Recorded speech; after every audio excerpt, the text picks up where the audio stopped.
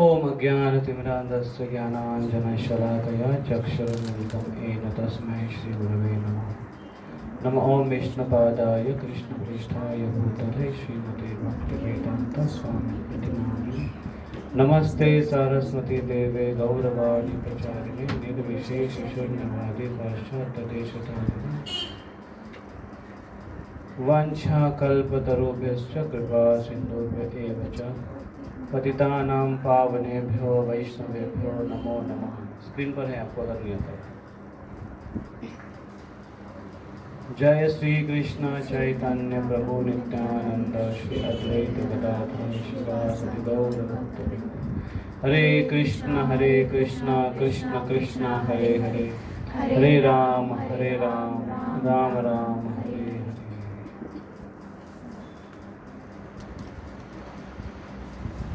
हरे कृष्णा। तो आज हमें विषय मिला है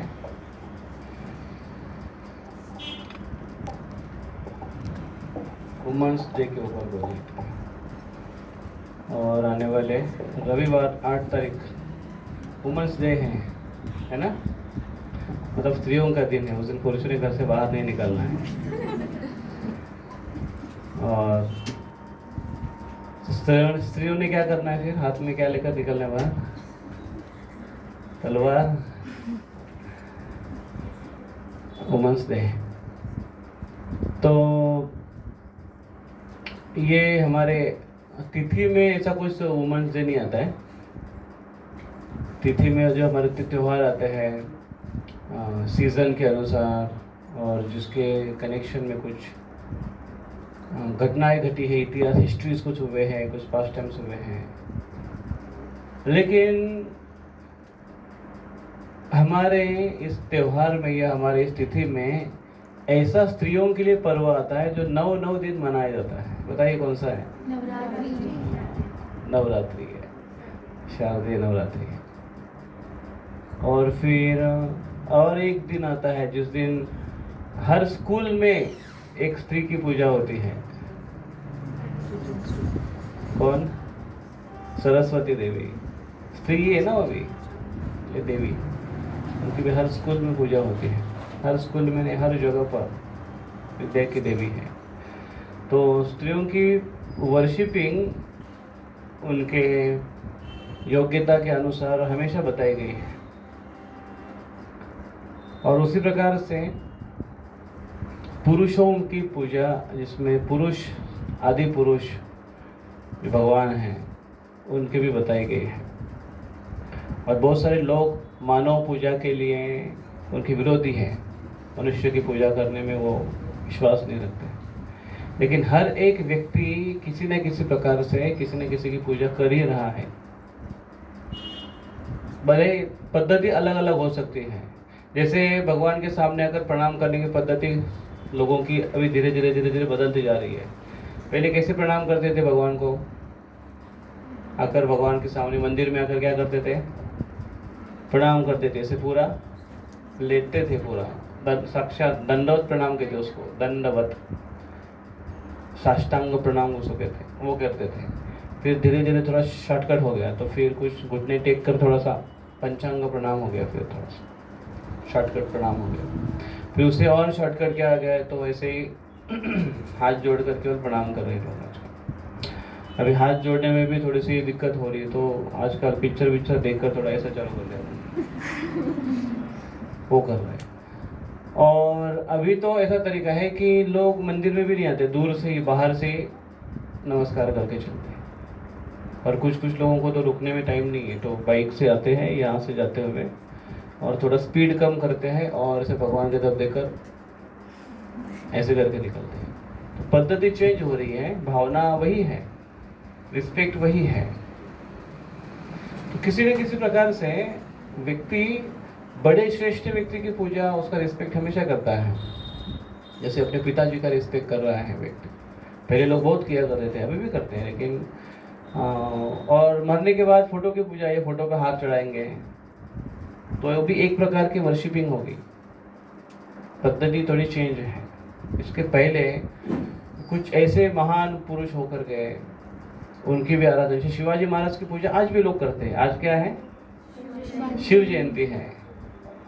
तिथि के अनुसार शिव जयंती है। तो आज कितनी बड़ी रैली निकलेगी। तो ये पूजा नहीं तो क्या है? मिरर रूप। ये पूजा नहीं तो क्या है?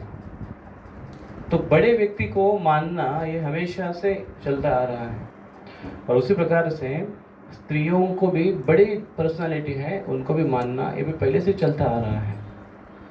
और क्योंकि अंग्रेज़ों के कैलेंडर में ऐसा कोई तिथि विथि है नहीं, कुछ हिस्ट्री है नहीं, तो उन्होंने ऐसा कुछ डे चालू कर दिया। तो इससे कितने सारे डे हैं? 365 डे में कितने कौन से डे मनाते हैं वो लोग? चॉकलेट डे, कैडबरी डे है, टाई डे, सारी डे, और क्या? पहले तो एक ही पता था हमको, गुड डे। फिर बहुत सारे डे आ गए। तो उसमें से एक है वुमेन्स डे। ठीक है, इसी बहाने क्यों ना हो या इसी कारण से क्यों ना हो, सारे स्त्रियों को लगता है कि आज हमारा दिन है। लेकिन बहुत लोगों को पता भी नहीं है कि क्या वुमेन डे है। 8 तारीख को वुमेन डे है, लेकिन 8 तारीख को सारे मैन वो अपना डे मनाने वाले हैं, संडे मनाने वाले हैं। क्यों संडे मनाने वाले हैं? क्योंकि फाइनल मैच है, इसलिए वो उस प्रकार से मनाने वाले हैं। So the happy women's day to all the incredible women's, shine on not just today but for every day. हर एक दिन उनके लिए एक आदर्श और एक चमकाने वाला दिन हो उनके लिए। तो स्त्रियों के बारे में कुछ अगर हिस्ट्री देखी जाए तो लोग अलग अलग अपने अपने धर्म के अनुसार, संप्रदाय के अनुसार वो अपनी उसकी एक पहचान बताते हैं। जैसे क्रिश्चियनिटी में और इस्लामिक में वो एक स्टोरी है जो कॉमन है, और हमारे वैदिक इसमें पुराणों में भी वो स्टोरी का कॉमन है। उस स्टोरी के जो कैरेक्टर है वो है एडम एंड ईव। तो एडम एंड ईव ये क्रिश्चियनिटी में ये स्टोरी आती है, और इस्लामिज्म में एडम नाम सेम है, लेकिन ईव का हवा कर दिया उन्होंने। ईव का हवा हो गया। और वही हमारे पुराणों में स्टोरी आती है, आदम और इला इसी नाम से आती है। सेम कैरेक्टर है, सेम स्टोरी है, लेकिन वो किस प्रकार से इस भौतिक जगत में ये 2 जीव पहले आए, एक है पुरुष और एक स्त्री, मनुष्यों की ये स्टोरी आती है। तो वहाँ पर ऐसे वर्णन आता है, वो स्टोरी में नहीं जाएंगे कि वो कैसे आए। लेकिन उसके बाद फिर उन्होंने जब क्रिएशन था, भगवान ने जब क्रिएशन किया था, उसमें ऐसे बताते हैं, वो लोग कहते हैं कि मनुष्य की रीढ़ की हड्डी से उन्होंने एक फीमेल फॉर्म बनाया, और उसको वुमन, तो मैन का वुमन, ऐसे उन्होंने एक फीमेल फॉर्म बनाया और उसको वुमन नाम दे दिया। ऐसे भगवान ने बनाया, ऐसे वो लोग कहते हैं। लेकिन हमारे वैदिक पद्धति में इसके बारे में बहुत डिटेली वर्णन आता है कि स्त्री कैसे बनी, पुरुष कैसे बना, और अन्य जीव कैसे बने, इसके बारे में। तो अब अगर पद्म पुराण में जाकर पढ़ेंगे तो उसमें 84 लाख प्रकार की योनियां बताई गई है। जलजा नवलक्षानि लक्ष स्थावर विंशति कृमयो रुद्र संख्या का, पशुनाम 33 लक्षानि, ऐसा वो एक श्लोक आता है। तो जलजा, जल में रहने वाले हैं, वो 9 लाख प्रकार के हैं, एक्वाटिक्स। जलजा 9 लक्षानि लक्ष स्थावर विंशति, 20 लाख प्रकार के स्थावर हैं, नॉन मूविंग एंटिटीज, जिसमें पेड़ पौधे अन्य बहुत सारे थे। तो ये सब आते हैं उसमें। और लास्ट में बताते हैं कि मनुष्य चतुर्लक्षानि, 4 लाख प्रकार के मनुष्य हैं। तो 4 लाख प्रकार के मनुष्यों में मनुष्य, पुरुष, स्त्री सब आ गए उसमें। वो केवल मनुष्य नहीं, उसमें देव योनि भी आ गई, राक्षस योनि भी आ गई, पिशाच योनि भी आ गई, प्रेत योनि भी आ गई, सारे कैटेगरी उसके अंदर आते हैं। तो पूरा डिस्क्रिप्शन बहुत विस्तार से इसका वर्णन दिया गया है हमारे शास्त्र में। और इसकी उपज तो है, बनाए तो गए हैं, एक से दूसरा या दूसरे से तीसरा जो भी हो, लेकिन भगवान ने उसको क्रिएशन किया है। लेकिन इस क्रिएशन के पीछे कुछ हेतु है, कुछ उद्देश्य है। कभी आपने इसके बारे में सोचा है ऐसे कि सवेरे आप उठे और सूर्य आपको उगता हुआ दिखाई दिया, या सूर्य उगा है पहले से ही, और आपको भी मन में सोचे कि आज क्यों सूर्य आया, आज तो संडे है। ऐसा भी मन में आपने सोचा है? नहीं सोचा है। ये उसी प्रकार से जिस प्रकार से आप उठने के पहले आपकी मम्मी पहले ही उठी होती है, और कभी एक आध दिन अगर मम्मी आपके पहले नहीं उठी तो आप क्या सोचोगे? उसके बारे में कभी सोचते हो कि अरे आज मम्मी क्यों नहीं उठी? सोचती हो? नहीं? कभी ऐसा हुआ नहीं कि मम्मी उठी ही नहीं? हो सकता है, बीमार नहीं होती कभी मम्मी? होती है, तो नहीं उठेगी वो। लेकिन कभी ऐसा मन में विचार आया कि हमें क्यों पैदा किया गया है, हमारा जन्म क्यों हुआ है? आप अगर ऐसा प्रश्न कभी मम्मी के पास लेकर जाओगे, माँ मैं क्यों पैदा हुई हूँ, मैं क्यों, मुझे जन्म मिला है, तो माँ बोलेगी बेटा क्या हो गया तेरे को आज, कोई अच्छा सपना नहीं आया, कुछ बीमार तो नहीं हो गई? ऐसा माँ पूछेगी। कुछ ऐसे प्रश्न पूछना ये स्वाभाविक नहीं माना जाता है, लेकिन ये सृष्टि है, ये क्रिएशन है, प्रकृति है, तो हर एक का एक पर्पस है। क्या आप इसको मानते हो? हर एक चीज का पर्पस है। जैसे यहाँ पर कौन सी ऐसी वस्तु आपको दिखाई देती है कि जिसका कोई यूज नहीं है? कुछ भी नहीं दिखाई दे रहा है। पंखे का भी उपयोग है, ये सब बनाए जो रखा है इसका भी एक उपयोग है, आईपैड इसका एक उपयोग है, कुर्सी जिसके ऊपर बैठी उसका एक उपयोग है। हर एक चीज का उपयोग, बिना उपयोग की कोई वस्तु हो सकती है? तो ये सारी वस्तु जिस सृष्टि में है, वो सृष्टि यूजलेस हो सकती है क्या? बिना यूज के हो सकती है क्या? कभी नहीं हो सकती। उसका भी कुछ पर्पस है। सो अगर आप कोई भी चीज अगर देखते हो तो उसके पीछे आपको 2 क्वेश्चन आने चाहिए। 2 क्वेश्चन। पहला क्वेश्चन क्या? What is the purpose behind that creation? The second question is who created that creations? somebody has to create। जैसे आपने कुछ चीज देखा, इधर पंखा देखा, तो आप बोलोगे पंखे का नहीं, आप तो बोलोगे। लेकिन आपके सहेली ने, आपके दोस्त ने अगर नया मोबाइल लेकर आया और आपको दिखाने के लिए लेकर आया, नया मोबाइल लेकर आया, तो सबसे पहले आप क्या देखोगे? मोबाइल कौन सा मोबाइल है, किस कंपनी का है? एप्पल का है, ओह आईफोन 17 आईफोन किसके पास है? होगा इधर कोई ना कोई। पिछली बार तो जलगांव में बड़ी मारामारी हो रही थी, जैसे ही वो लॉन्च हुआ और दुकान के ऊपर जो गर्दी जमा हो गई उधर, आईफोन। तो ब्रांड नाम से बिकता है ना, अभी उसको काम भी वैसा होगा है, लेकिन नाम चलता है, वो पर्सन जिसने बनाया है वो। तो उसी प्रकार से वस्तु है, उसका एक उद्देश्य है और उसका बनाने वाला कोई है। एप्पल है, मोबाइल है, वो स्पेशल हैंडसेट है, वो बना, उसका कुछ यूज है, अच्छा यूज है, उसके बाद किसने बनाया है, वो बनाने वाला व्यक्ति है। हर चीज का आपको हर आप यहाँ से अगर बाहर जाओगे ना, तो हर चीज के बारे में आप अगर ऐसा सोचोगे, ये 2 क्वेश्चन आपको हमेशा अगर आप सोचोगे तो उसके उत्तर आपको मिलने ही है कि ये किसने क्रिएशन किया है, वो उसका पर्पस क्या है। आप अपने अपने घर में रह रहे हैं, घर का पर्पस क्या है? रहना है। किसने बनाया है? नहीं, अचानक आ गया अलाउद्दीन, चिराग से अलाउद्दीन बाहर निकला और उसने बोला बोल बेटे, या हुकुम मेरे आका। अगर वो आका स्त्री है तो क्या बोलेंगे? आकी, हुकुम मेरे आकी। क्या चाहिए तुम्हें? और आपने कहा कि एक आलीशान बंगला बना दो हमारे लिए, और तुरंत 1 मिनट में छू मनता और तुरंत बंगला तैयार हो गया, और आपने बिना गृह प्रवेश के अंदर प्रवेश कर। ऐसा कभी नहीं होगा।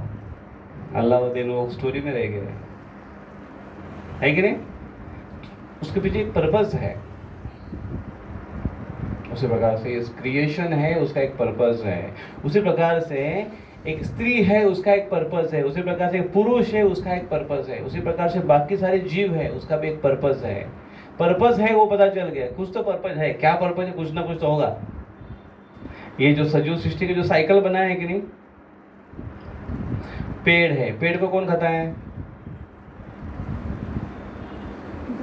प्राणी खाते हैं, फिर प्राणियों में एक प्राणी के ऊपर दूसरा, दूसरे के ऊपर तीसरा, है कि नहीं? एक प्राणी को अब कुछ कुछ एक साइकिल बनाओ, बताओ चलो, आप जो स्कूल में पढ़े हो। हाँ, ग्रास, ग्रासोपर, घास, घास को कौन खाती है? ग्रासोपर, ग्रास ऊपर, अच्छा ग्रास ऊपर, हाँ और ग्रासोपर अच्छा, को ग्रास snake- ऊपर घास खाता है क्या? हाँ, ओके, उसके ऊपर स्नेक, ग्रासोपर को स्नेक, स्नेक खाता है, स्नेक को ईगल, ईगल, ईगल को वो शेर या फिर चीता, हाँ चीते को हम मार देते हैं। हम मार देते हैं खाने के लिए। ओके, और कुछ आपने ये साइंस में पढ़ा होगा, ये साइकिल नहीं पढ़ा आपने? और बताओ कुछ साइकिल।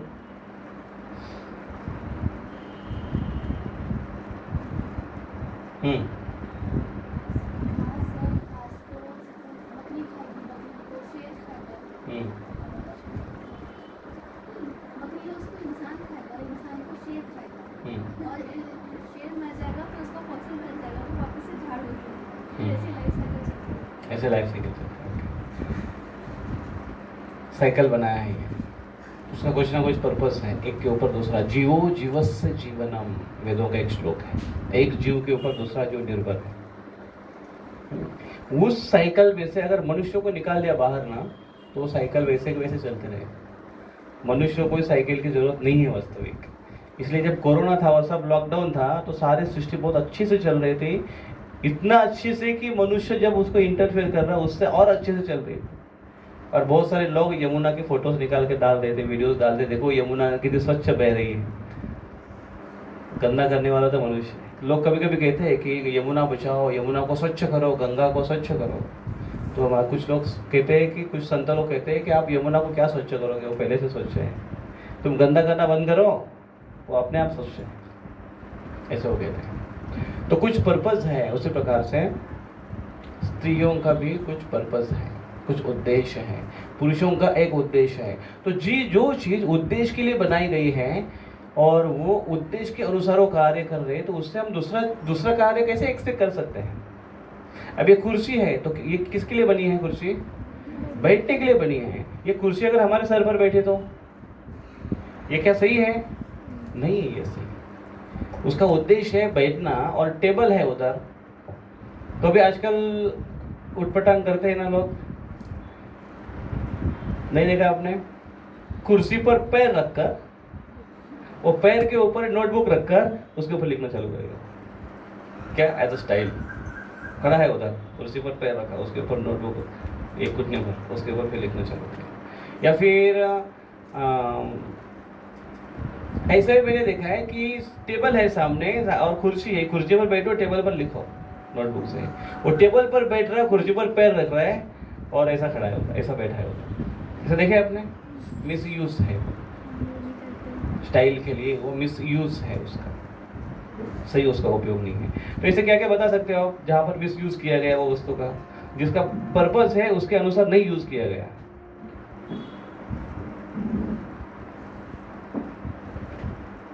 बोलिए बोलिए, आप लोगों को बोलना है आज। ये स्कूल के या कॉलेज के क्लास के जिसने आप बोलोगे चलो वन वे, बोलिए बिंदास। कौन सा ऐसा चीज है कि जिसका बहुत मिस यूज किया गया है?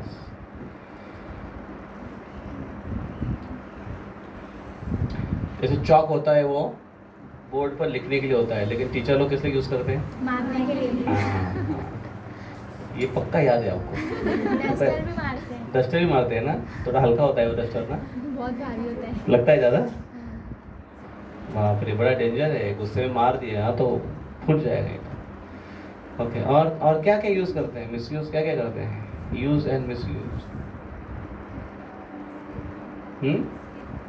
स्किल किस लिए होता है? लाइन खींचने के लिए होता है, हाँ, मारने के लिए भी यूज करते हैं उसको, बच्चे मस्ती करने के लिए यूज करते हैं। बहुत सारी चीजें उसको मिस यूज किया जाता है। क्यों मिस यूज किया जाता है? और उसी प्रकार से कोई अगर व्यक्ति जिसे भगवान ने हर चीज बनाई है हर एक यूज के लिए, उसका मिस यूज हम कैसे करते हैं? जैसे स्त्री है, जैसे पुरुष है, उनका हर एक का अपना अपना एक कंट्रीब्यूशन है समाज में, और उनका अपना अपना एक स्थान है।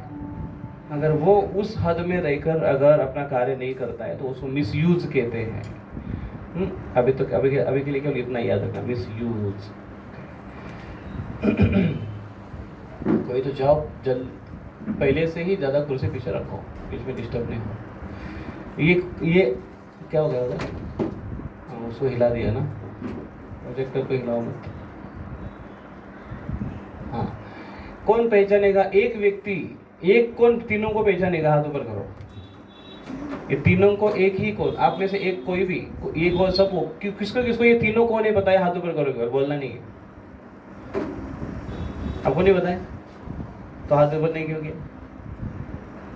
आपको पता है? You know? हाँ बताइए कौन कौन है?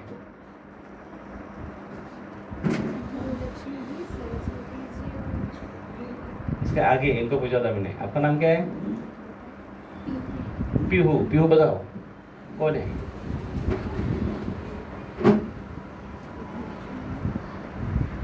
कौन है ये? हाँ, लक्ष्मी, सरस्वती, दुर्गा। आपका नाम क्या है? हाँ, रिया। रिया बताओ। हाँ, और कौन सी लक्ष्मी है इसमें? लक्ष्मी को तो कोई नहीं बोलेगा, सरस्वती को भले बोले, लक्ष्मी का बहुत काम पड़ता है, बचपन से लेकर, बच्चों से लेकर बड़ों तक सबको काम पड़ता है। तो लक्ष्मी है कौन से टाइप में? और सरस्वती और दुर्गा। देखो इसे बोलते हैं वुमन एम्पावरमेंट। हमारे वैदिक शास्त्र में स्त्रियों को कितना महत्वपूर्ण और सबसे बड़ा स्थान दिया है कि जगत के सबसे बड़े बड़े डिपार्टमेंट उनके पास दिए हैं। लक्ष्मी देवी को देखो, पूरा अकाउंट डिपार्टमेंट दे दिया है, सारा पैसा उनके पास होता है। नारायण जी उसके हिसाब नहीं रखते, भगवान नारायण उसके हिसाब नहीं रखते, तू ही देख ले कितना खर्चा करना है कर, जिधर जाना है उधर जा, जिसको देना है उसको दे। तो इम्पोर्टेंट डिपार्टमेंट उनके पास है, अकाउंट, फाइनेंशियल डिपार्टमेंट। दूसरा एजुकेशन मिनिस्ट्री पूरा स्त्रियों के पास है, सरस्वती देवी के पास है। और ये जो है यहाँ पर पार्वती देवी, दुर्गा माँ, इनके पास ये भौतिक जगत का पूरा डिपार्टमेंट उनके पास है। जिस जगत में हम लोग रह रहे हैं, इस ब्रह्मांड में हम लोग रह रहे हैं, उसका सारा, उसका सुप्रिटेंडेंट है वो। अर्थात ये डिफेंस मिनिस्ट्री है, संरक्षण मंत्री है, उसकी रक्षा भी करती है भगवान शिव जी की अर्धांगिनी। तो ये है कि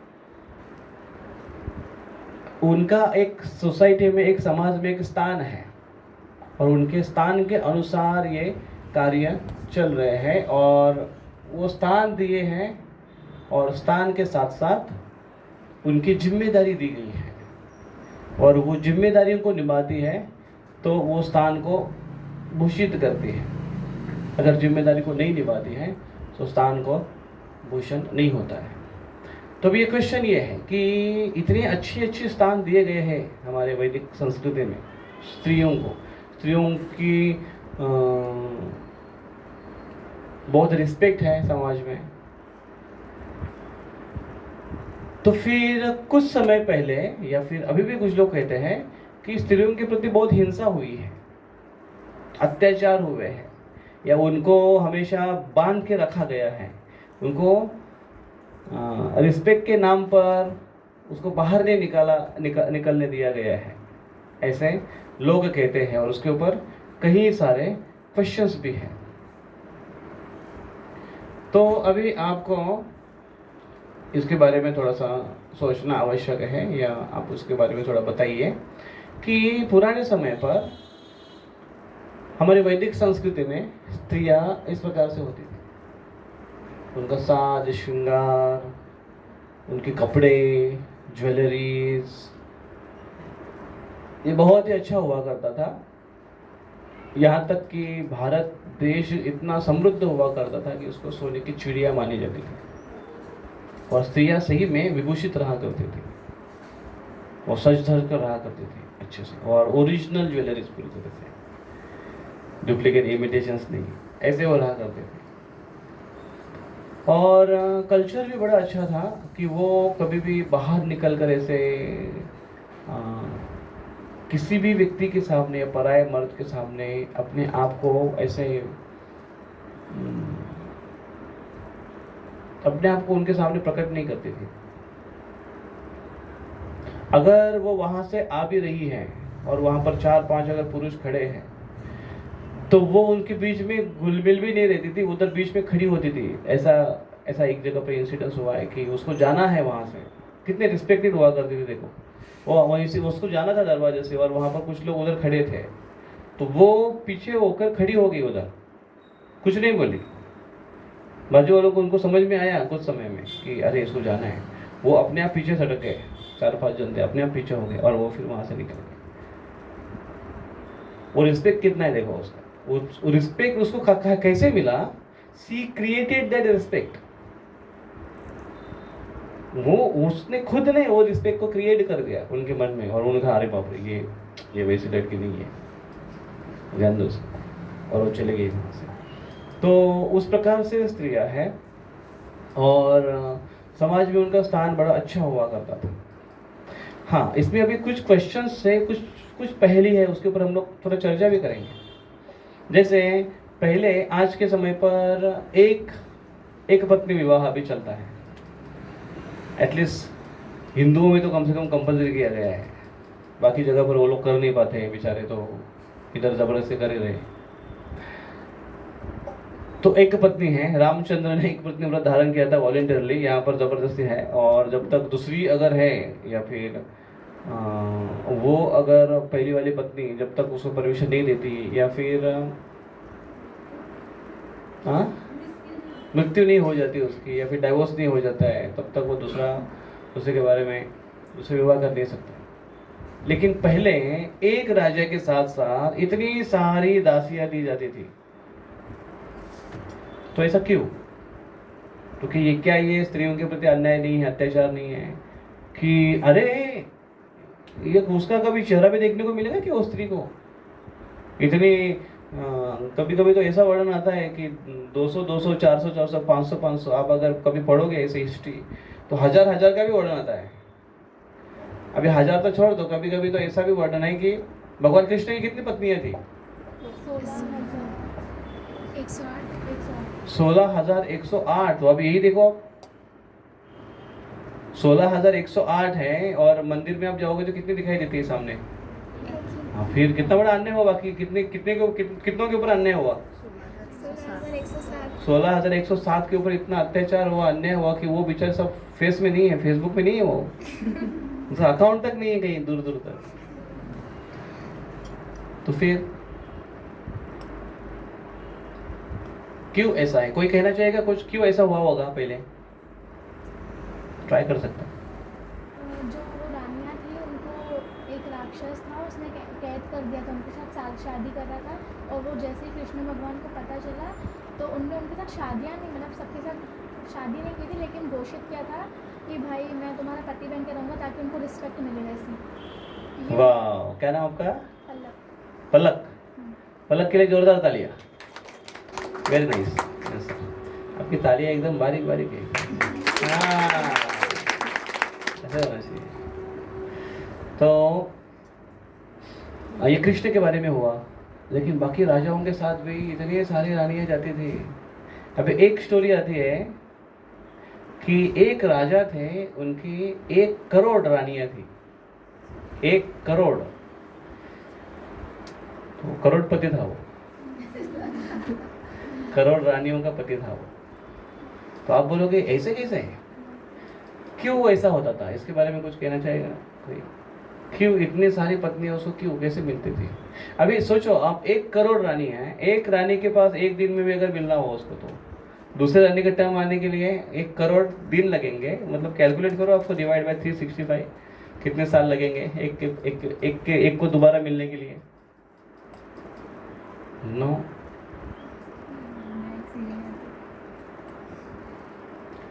तो आज देखो, आज की परिस्थिति अलग है कि आज स्त्री पुरुष में भेद नहीं माना जा रहा है। और आजकल तो हिंदुओं को अलग प्रकार का रोग हो चुका है कि वो एक से ज़्यादा बच्चे होने ही नहीं देते हैं, और इसलिए दिन ब दिन संख्या कम होते जा रही है। रोग मतलब आप पूछो मत जाकर कि कौन सा रोग हुआ है, ये एक्चुअली अच्छी बात नहीं, घृणास्पद बात है। तो अच्छी संतति अगर नहीं बढ़ेगी तो बुरी संतति बढ़ती जाएगी। अच्छे लोगों का कर्तव्य है कि वो अच्छी संतति निर्माण करें। तो फिर पहले के समय पे ऐसे हुआ करता था कि आप थोड़ा पुराने ज़माने में जाकर देखो, आपके दादाजी या दादाजी के थोड़े पहले, तो एक एक व्यक्ति को कम से कम 7-8 ऐसे बच्चे हुआ करते थे। हाँ, ऐसे होते थे। और थोड़ा सा उसके और पीछे जाओगे ना आप, तो उस समय ऐसे था कि एवरेजली पुरुषों की तुलना में स्त्रियां, लड़कों की तुलना में लड़कियां ज़्यादा हुआ करती थी और लड़के कम हुआ करते थे। लड़के कम, लड़कियां ज़्यादा, ऐसे होता था। और फिर इतने लड़कियों को लड़के कहाँ से मिलेंगे, ये एक प्रॉब्लम है। तो इसलिए बहुविवाह उस समय था। और वो जो व्यक्ति थे पहले के थोड़े राजा अच्छा भी हुआ करते थे कि बाकी वो भी, उसकी भी कंडीशंस हैं। शास्त्र में बताया है कि जब तक तुम वो व्यक्ति सारी रानियों के प्रति समान भावना रखने के लिए योग्य नहीं है, तब तक वो ज़्यादा स्त्रियों के साथ विवाह नहीं कर सकता है। और अगर किसी ने इस प्रकार से किया कि एक ही की तरफ ध्यान दे रहा है, बाकी की तरफ ध्यान नहीं दे रहा है, तो उसको पनिशमेंट होती थी। और उसी का एक उदाहरण है सोमदेव। तो आप अगर जाएंगे सोमनाथ सुना है, भगवान शिव जी हैं, तो वहाँ पर उनको सोम जो देव है, सोम मतलब चंद्रदेव, उनकी 30 रानियाँ थी, 27। ओके। तो उसमें से वो एक ही को, रोहिणी का नाम था, वो एक ही को बहुत प्रेम करता था, बाकी की तरफ ध्यान नहीं देता था। उन्होंने जाकर सब अपने पिताजी को बताया, ससुर ने उसको डांटा, ऐसा नहीं करो। हाँ, फिर वो माना नहीं, दोबारा फिर ऐसे किया, तो फिर उन्होंने उसको शाप दे दिया। वो पहले का शाप काम किया करता था, पनिशमेंट की जैसा हुआ था। पनिशमेंट क्या दिया उसको कि वो अपनी कांति पूरा खो गया, अपना प्रकाश पूरा खो गया, उसको एक भयानक प्रकार का रोग हो गया। और उससे वो अपने आप को शुद्ध करने के लिए फिर वो सोमनाथ वो जगह पर आकर भगवान शिव जी की आराधना की, और भगवान शिव जी प्रकट होकर उनको आशीर्वाद दिए, और फिर आगे चलकर वो सोमनाथ बने। और फिर चंद्र की जो स्टेप बाय स्टेप ये होती है, शुक्ल पक्ष है, कृष्ण पक्ष हो। तो ये भी बताया गया है वैदिक पद्धति में कि ऐसा अगर करोगे तो ये गलत है, ऐसा नहीं करना है। तो बहुविवाह पद्धति थी भी, लेकिन उसके लिए रोक भी थी, ब्रेक भी था।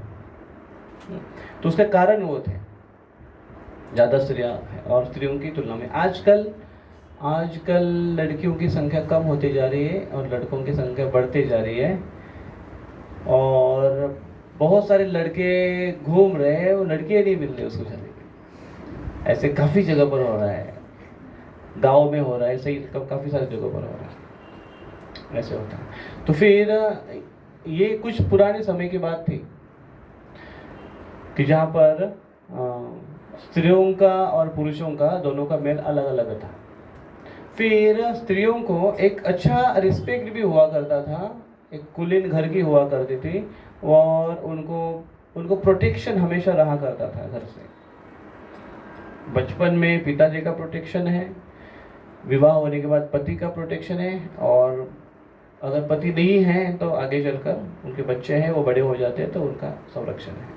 तो हर प्रकार से उनका संरक्षण है, और संरक्षण में रहना ये मैंडेटरी है, वो आवश्यक है, उस प्रकार से उनको बताया गया है, कंपल्सरी बताया गया है।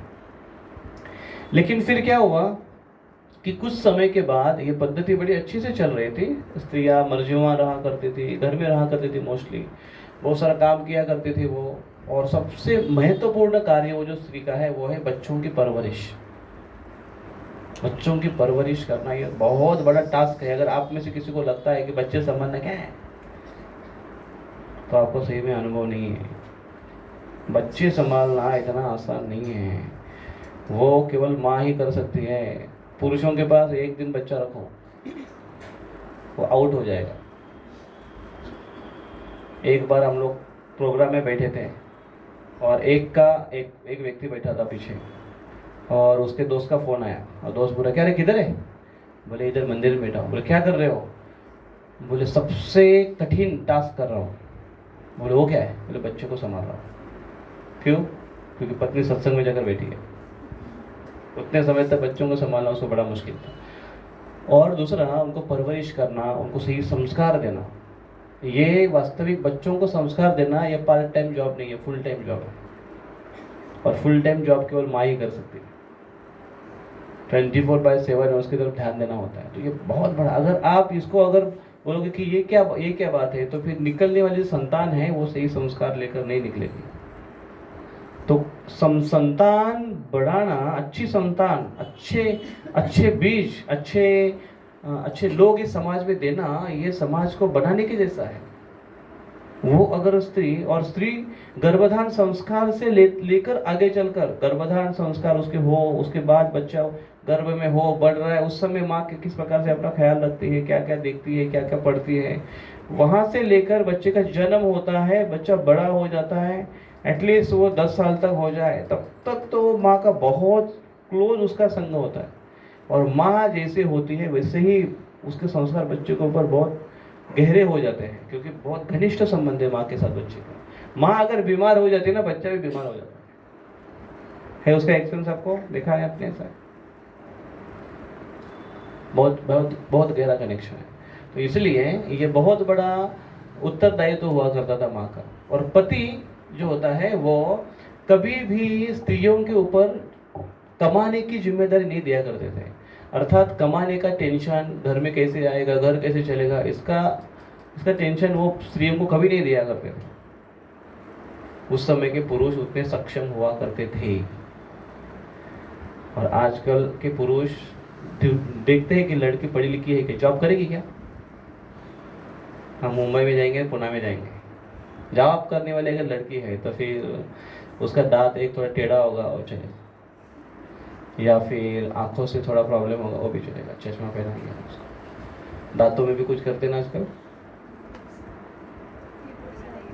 क्या लगा दें, जिप क्लिप्स लगा देंगे, या बाल अगर छोटे हैं तो विग लगा देंगे, नो प्रॉब्लम। पैसा कमा रही है क्या, वो बात चलेगी।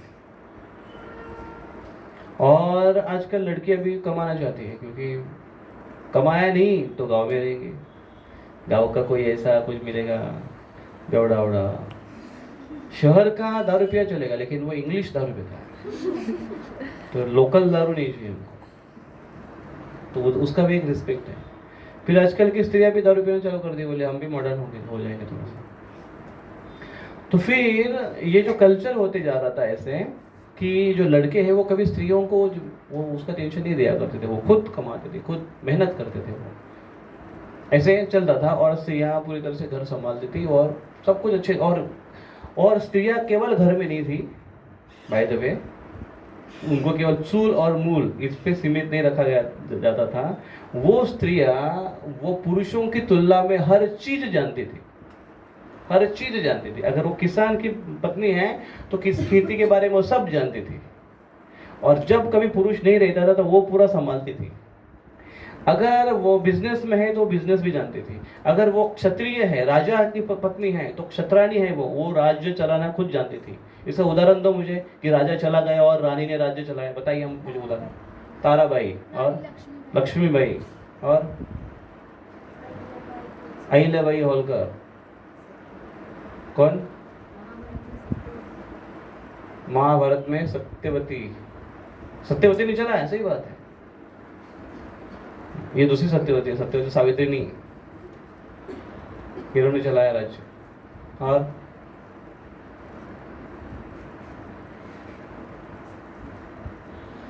दो कोई उदाहरण दो। बाहुबली में वो वही तो उदाहरण याद आएंगे। रानी शिवगामिनी है ना, थोड़ा बहुत देख लेते हैं हम लोग भी ऐसे उदाहरण।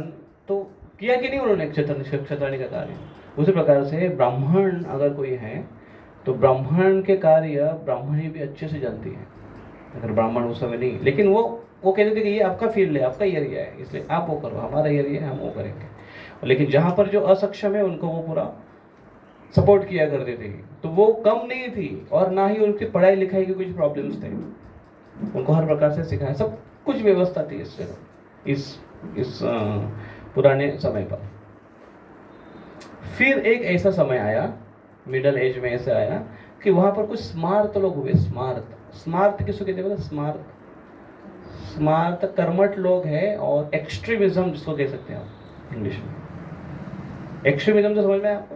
एक्सट्रीमिस्ट लोग ऐसे कट्टरवादी, कट्टरपंथी, हाँ ब्रिटिशर मतलब फूट डालने वाले ना। कट्टरपंथी मतलब ऐसे लोग कि उसको अगर कुछ कहा गया है कि ये चीज ऐसे करनी है, तो वो उस करने के पीछे का भाव नहीं समझेंगे। वो ऐसा बोला है तो वैसे ही होगा, ऐसे बोलेंगे, ऐसा करने वाला है। जैसे अगर हमने उसको कहा यहाँ पर कट्टरपंथी कैसा करेगा, देखो कि ये सारी लड़कियां प्रोग्राम में आए, हर एक को प्रसाद मिलना चाहिए। और फिर क्या प्रसाद, कितना प्रसाद मिलना चाहिए? रेशियो बताओ। हर एक को 4-4 चम्मच मिलना चाहिए खिचड़ी। अभी वो देखेगा नहीं कि कौन सा चम्मच कितना बड़ा है, किसका कितना कैपेसिटी है। वो नहीं, बैठो 4 चम्मच देने के लिए बोला है, खाना ही पड़ेगा, बैठो। उसको बोलते हैं एक्सट्रीमिस्ट। समान मतलब उसके बहुत कट्टरवादी लोग थे। तो पहले ऐसे लोग, कुछ समय के बाद लोग ऐसे हुए कि जो इसका भाव समझना भूल गए, लेकिन वो कट्टरपंथी इतने हो गए कि जो नियम लगाए गए थे वो नियम का दुरुपयोग होने लगा, और बहुत सारे लोग अपने स्वार्थ के लिए उसका यूज करने लगे। तो उसमें क्षत्रिय भी लोग थे, राजे भी लोग थे, एडमिनिस्ट्रेटिव लोग भी थे, उसमें ब्राह्मण लोग भी थे कट्टरवादी, कुछ उसमें बिजनेसमैन भी थे, जिसकी वजह से आज तो कम्युनिस्ट हो गया है। मोनोपोली क्रिएट करना हर प्रकार से। और आगे चलकर तो लेबर की भी अपनी अपनी एसोसिएशन शुरू हो गया आजकल, तो है ना, हर एक कंपनी में उनका एक संघ है, लेबर एसोसिएशन। तो शुरू हो गया। लेबर क्लास मतलब क्या? वर्कर्स। तो हर एक फील्ड में ऐसा आने लगा, और उसके दुष्परिणाम समाज में दिखने लगे। फिर उस कायदे को, उसको बंद करने के लिए, जबरदस्ती बंद करने के लिए उस कायदे लाने पड़े, कुछ नए रूल्स लाने पड़े। ऐसे एक समय ऐसे हुआ, फिर उसको चेंज करना पड़ा। तो ऐसे कई सारी चीजें हैं। जैसे फॉर एग्जांपल सती जो प्रथा थी, वो सती प्रथा इसलिए थी कि पति जाने के बाद स्त्री अकेले रहना उसका बहुत मुश्किल है, 2 प्रकार से। एक तो वो पति से इतना प्रेम किया करती थी वो, कि पति के बिना रहना वो सोच भी नहीं सकती थी, इतना वो एकनिष्ठ थी। इसलिए उस समय के जो ये शब्द ना उस समय का है, पतिव्रता। नाम सुने आपने पतिव्रता शब्द? सुना है? नहीं सुना है? आप कभी घर पे जाओगे ना, तो यूट्यूब पर डाल के देखो, जब पतिव्रता क्या होता है, गूगल में डाल के, तो पतिव्रता क्या होता है। पतिव्रता ये किस सब्जी का नाम है, या कौन से रोटी के साथ खाते हैं, पतिव्रता क्या होता है। पतिव्रता ये शब्द कब से आता है? जिसने व्रत, आप में से कौन कौन व्रत करता है? व्रत मतलब कुछ आपने निर्धार किया, व्रत किया, उपवास किया, ऐसा करते हैं आप लोग सब? कौन सा करते हैं व्रत? एकादशी और तीज। क्या तीज को और कुछ तो बोलते हैं ना? हरतालिका। ओके, हाँ। और नवरात्रि करते हैं व्रत। और सब लोग आगे वाले, पीछे वाले कुछ करते नहीं? बोलो। हाँ, श्रावण, चतुर्थी। और जो मैरिड होती है वो करवा चौथ भी रखती है। अनमैरिड भी करते, करो अनमैरिड भी करते। अनमैरिड इसलिए करते हैं कि अनमैरिड नहीं करते क्या? करते हैं। अरे माता है, ऑथेंटिक पर्सन है इधर। हाँ, तो बोलते हैं मैरिड भी करते, अनमैरिड भी करते, करो। करते हैं, नहीं व्रत करते हैं। व्रत मतलब व्रत समझ में आया आपको, कि उसका निर्णय लेकर रखा है, निर्धार किया उसने कि हम करेंगे ही। तो वैसे पहले की स्त्रियां, वो पति के प्रति उनका व्रत था क्या, कि पति एक पति दुया पति त्रिक पति चौ, सब पति के सिवाय उनको और कहीं पर उनकी निष्ठा नहीं थी, किसी के साथ और उनके फ्रेंडशिप नहीं थी, कहीं पर भी नहीं थी, फेसबुक पर नहीं थी, इंस्टाग्राम पर नहीं, कहीं पर भी उनके फेसबुक नहीं थी। उनका केवल एक ही पति से वो इतना प्रेम करते थे, और पति से इतना प्रेम उनको मिलता भी था कि उनको बाहर कहीं जाने की जरूरत नहीं थी। यहाँ वो सेटिस्फाइड में रहा करते थे उससे। और इसलिए पति जब नहीं रहते थे तो वो, उसको इतना दुख होता था कि जीते जी वो मरने के जैसे उसकी हालत होती थी। और इसलिए कहते थे कि ठीक है, पति के बिना ये जीती जी मरी हुई है, तो बेटर है कि ये सती की प्रथा है कि वो सती पति के साथ ही अगर चिता पर वो जल कर जाती है तो फिर उसको स्वर्ग प्राप्त होता है, वो ऊंची गति को प्राप्त होती है। और ये है ऐसे शास्त्र में, वैसे वैसे होता भी है, ऐसे कई उदाहरण भी है कि वैसे उन लोगों का हुआ भी है। लेकिन वो ज़बरदस्ती नहीं होना चाहिए, वॉलंटरली होना चाहिए, जिसमें उसकी उसको उसको उसको आग की लपटें है, वो उसको जलाती नहीं है, क्योंकि वो अंदर से इतनी जल चुकी है, आग से भी ज़्यादा जल चुकी है पति के मृत्यु से, इसलिए और जलने के लिए बचाया गया है। तो ये एक कारण था। और दूसरा कारण, वो अगर जीवित रहती भी है तो बाहर का समाज, उसकी नज़र अलग होती है एक विधवा स्त्री के प्रति। तो इसलिए ये दो कारण की वजह से वो सती जाना बेहतर था उस समय किया करता था। लेकिन वो बीच में जो स्मार्ट लोग आ गए, उन्होंने ऐसा किया कि सती मतलब पति मर गया ना, सती ही जाएगी, तो तेरे लिए और कोई ऑप्शन नहीं है। और फिर उसकी इच्छा भी नहीं है तो उसको ज़बरदस्ती से लेकर जाता था, कभी भांग पिलाकर, कभी उठाकर, कभी तो फिर सती उधर जलाने के लिए टाइम पर उधर बड़ा ढोल ताशे लगाते रहते थे वो लोग, ताकि उसकी चीख आवाज़ में बाहर आए। और उसको ज़बरदस्ती सुलाते थे, बाम्बू के ऐसे नोकीले बाम्बू लेकर उसको ज़बरदस्ती ऐसा बाहर निकले, अगर वो गर्म होती जल्दी तो बाहर निकलना चाहती थी तो उसको ज़बरदस्ती से मारकर उसको अंदर बिठा देते हैं। क्या क्या नहीं किया उन्होंने। तो उस समय फिर अंग्रेज़ों का जब राज्य था, तो अंग्रेज़ों के राज्यों ने एक लॉ पास किया, और उस लॉ के दरमियान 1829 में, और उन्होंने इसको किया कि सती प्रथा ऑफिशियली बंद की गई है। और उसके बाद फिर राजा राम मोहन राय उन्होंने फिर इसको भारत में ज़्यादा कर जन जागरण करना शुरू कर दिया। तो उस समय एक 1838 और 1838 और 1919 के इस समय पर एक भक्ति विनोद ठाकुर नाम के एक बड़े संत आए थे, और वो पश्चिम बंगाल, उड़ीसा, इस एरिया के मैजिस्ट्रेट थे, वो न्यायाधीश थे वो। और उनको ये बात वहाँ पर दिखाई दे रही थी कि वहाँ पर भी काफ़ी हो रहा था, बंगाल में थोड़ा पिछड़ाई है वो पहले से, और अभी भी पिछड़ा ही रह गया है। तो वहाँ पर ये बहुत ज़्यादा हो रहा था, तो और वो पर्सनली वहाँ पर जाकर उसको बंद किया करते थे। और वो खुद होकर, वो अभी वो ये जो संत है, इतने बड़े शास्त्रिक पंडित थे वो भक्ति विनोद ठाकुर, शास्त्र का पूरा मर्म वो जानते थे, उन्होंने बहुत सारे बुक लिखे हुए हैं। और वो कहते थे कि कैसे सती प्रथा ये पहले समय पर एक थी जिस समय वो आवश्यकता थी, लेकिन अभी के लोग उस लायक नहीं है, ना ही वो स्त्री उस सती के योग्य है, वो जाने के योग्य है और नहीं जाना चाहिए, और ना ही जिसको भेजने वाले लोग उसके योग्य हैं, कदर करने वाले। इसलिए उन्होंने पता ऑफिशियली उन्होंने, उनके हाथ में कायदा था, वो मैजिस्ट्रेट थे, और उन्होंने उनको बंद कर दिया। तो इस प्रकार से कुछ पद्धति ऐसी थी जिनको बंद करना पड़ा, लेकिन उसका ओरिजिन वो सही पर्पस के लिए था, और उस समय एक समय पर हो रहा था। और कौन से बताइए अभी जिसके बारे में आपके मन में कुछ प्रश्न होंगे कि पहले ऐसे हुआ, खास करके स्त्रियों के बारे में।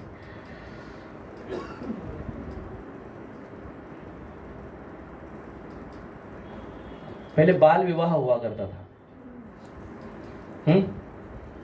तो बताइए आप मुझे बाल विवाह के बारे में कुछ अच्छे पॉइंट, या फिर कुछ उसके मिसयूज, या आपने क्या कुछ सुना है बाल विवाह के बारे में?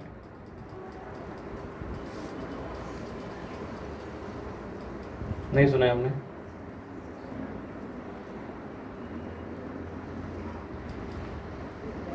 बच्चे का जन्म हुआ, बच्चे थोड़े बड़े हो गए, और फिर रिश्तेदारों में वो देखा करते थे, उसकी कुंडलिनी चेक किया करते थे, इसकी कुंडली क्या है, उसकी कुंडली क्या है, उसको मैच किया करते थे। रिश्तेदारों में है तो फिर उनका विवाह तय हो जाता था। और बचपन में ही जब उनको पता ही नहीं कि विवाह क्या होता है, लड़का दूल्हा दुल्ही क्या होता है, उसका विवाह कर देते थे, और उसको बोलते थे ये तेरी पत्नी है, हाँ ये तेरी पत्नी है, और उसको कहते ये तेरा पति है। तो वो जानते थे कि हाँ ये मेरी पत्नी है, तो वो दोनों साथ साथ में खेलते खेलते बोलते हाँ ये मेरी पत्नी है, और वो बोलते हाँ ये मेरा पति है। लेकिन पति क्या होता है उसको पता नहीं है, पत्नी क्या होती है उसको पता नहीं, लेकिन उनको पता है कि ये पति है, ये पत्नी। लेकिन जैसे जैसे धीरे धीरे वो बड़े होने लगते थे थोड़ा, एक 15 साल के आते थे, तो उनको समझ में आता था पति क्या होता है, पत्नी क्या होता है। और फिर वो कहते थे हाँ ये मेरी पत्नी है, अच्छा, तो फिर थोड़े शर्माते थे, पति पत्नी पति पत्नी। और थोड़ी समझ आ जाती थी, अब 17-18 साल के हो गए, उस समय तो 14-15 साल में विवाह हो जाता था। वो 14-15 साल के बच्चे कोई बच्चे नहीं दे रखे थे, वो ये बड़े बड़े सांड दिखाई देते थे। मैं जब स्कूल में था, मैं 5वीं में था, तो मुझे सब लोग बोलते थे ये इतना सा 5वीं में, ऐसा मुझे बोलते थे सब लोग, मेरे को चिढ़ा देते। और उस समय जो 8वीं के क्लास में जो बच्चा, बड़े बड़े लोग जो आते थे, लोग ही बोलेंगे उसको, तो पहले तो हाफ पैंट रहा करती थी, इतनी इतनी हाफ पैंट उसकी, तो मांडी पूरी उसकी ऐसे दिखती थी, ये काले काले बाल उड़ के आ गए थे, मुच्छड़ मुच्छड़ हो गई थे, और ऐसे आकर बैठे थे, और मैडम आकर सिखा रहे थे, बोले ये बड़े बड़े सांड है, इनको सिखाना पड़ रहा है। ऐसे होता था, ये बड़े बड़े लोग हुआ करते थे 8वीं 9वीं में। 10वीं में तो अभी देखो आप 10वीं का, आप सब किस कौन सी क्लास में? 12 देखो 10 के सब ऊपर है, 8 में है, हाँ एक 8 में है। ये इतने इतने बच्चे हैं 10वीं में, धीरे धीरे धीरे धीरे सब छोटा छोटा होते जा रहा है। तो फिर उनको समझ आया करती थी। और फिर अभी इसका एक फ़ायदा ये भी हुआ करता था कि वो स्कूल में जाए, जॉब में जाए, काम करने में जाए, उसमें वो ऐसा ढूंढते नहीं रहती थी जरा इसमें से कोई एक चूज करो, या वो आजकल चल रहा है ना क्या, नहीं वो एक आंखों में एक क्या बोलते हो, वन साइड, हाँ, लव एट वन साइड। और क्या क्या क्या डायलॉग है उसके ऊपर कि जैसे ही उसको देखूंगा मेरी नज़र पहचान जाएगी। अरे ऐसा कुछ नहीं होता हकीकत में, ये सब फ्लावरी वर्ड्स है। तो वो ऐसे ढूंढते नहीं रहते थे अपने मैचिंग की तरह, स्कूल में जाए उधर ढूंढेंगे, कॉलेज में जाए उधर ढूंढेंगे, मार्केट में जाए उधर ढूंढेंगे। कुछ लॉयल्टी है कि नहीं, कुछ एक निष्ठता है कि नहीं। तो वो मेंटेन करने के लिए ये अच्छा था एक्चुअली। और ये सिक्योर पे रहा करते थे। क्या सिक्योर है, उसके लिए एक चुन के रखा है पहले से ही, तो इसलिए है अपना, कोई टेंशन नहीं है। आजकल तो वो भी प्रॉब्लम है कि मिलेगी कि नहीं। एक इधर का भुसावल का एक लड़का मुझे स्टेशन पर मिला, मैं कहीं जा रहा था, तो मुझे बोला हरे कृष्णा प्रभु जी। बोला हाँ हरे कृष्णा, कहाँ जा रहे हो? बोले मुंबई जा रहा हूँ। मुंबई नहीं, पुणे जा रहा हूँ। बोलो क्यों? बोले क्या, अभी बिजनेस घर का खुद का बिजनेस था, बंद करना पड़ा। बोला क्या बिजनेस था उसका बिजनेस फूड का बिजनेस था, और अच्छा चलता था, वो अच्छा कमाता था होटल में। बोले लेकिन मुझे दुकान इधर जाने के लिए बोला, पुणे जाने के लिए बोला, कोई जॉब वॉब कर, 1 साल जॉब कर, फिर शादी वादी जब हो जाएगी तो फिर से आ जाना, फिर इधर तू अपना ठेला चालू कर, फिर अपना दुकान चालू कर। क्यों? शादी। हाँ, क्योंकि अगर बिजनेस करेगा तो लोग बोले हैं धंधा कर रहे हो। धंधा नहीं, क्या नौकर चाहिए हमको। मतलब आज लोगों को दामाद भी नौकरी चाहिए। नौकर मतलब क्या होता है? किसी का नौकर मतलब इज लाइक शूद्रा, लेबर, मजदूर है वो। एक्चुअली सही भाषा में बोला जाए तो मजदूर है वो, भले अच्छे कंपनी में हो, पगार अच्छा हो। हमारा एक स्टूडेंट है, वो मुंबई में, बदलापुर में, और अच्छा मल्टीनेशनल कंपनी में वो जॉब करता है। फिर पैकेज भी उसका अच्छा था, लगभग 18 लाख का उसका पैकेज था, और अच्छी जगह पर पोस्टिंग भी था। फिर मुंबई से फिर साइड स्विच किया उसने, फिर बैंगलोर गया, बैंगलोर में था, अभी दोबारा मिला तो फिर टेंशन में था। बोला क्या हुआ? बोले यार कंपनी ने नोटिस दे दिया, 1 महीने में आप इसको ये करो, सॉल्व करो, नहीं तो आप खुद छोड़ो, नहीं तो आपको निकाल देंगे। एक बार नोटिस आ गया ना, तो एक तो आप खुद छोड़ो, नहीं तो हम निकाल देंगे। फिर हम जब निकालेंगे तो बहुत सारे तुम्हारे पॉइंट्स निकाल कर, तुम्हारी प्रॉब्लम निकाल कर, वो उस प्रकार के आपका स्टैम्प देकर आपको निकालेंगे। तो लोग बोलते बेटर भाई अपना खुद का निकल जाता, हमें दूसरा जॉब ढूंढ रहा है। अच्छी कंपनी है लेकिन सिक्योरिटी नहीं है।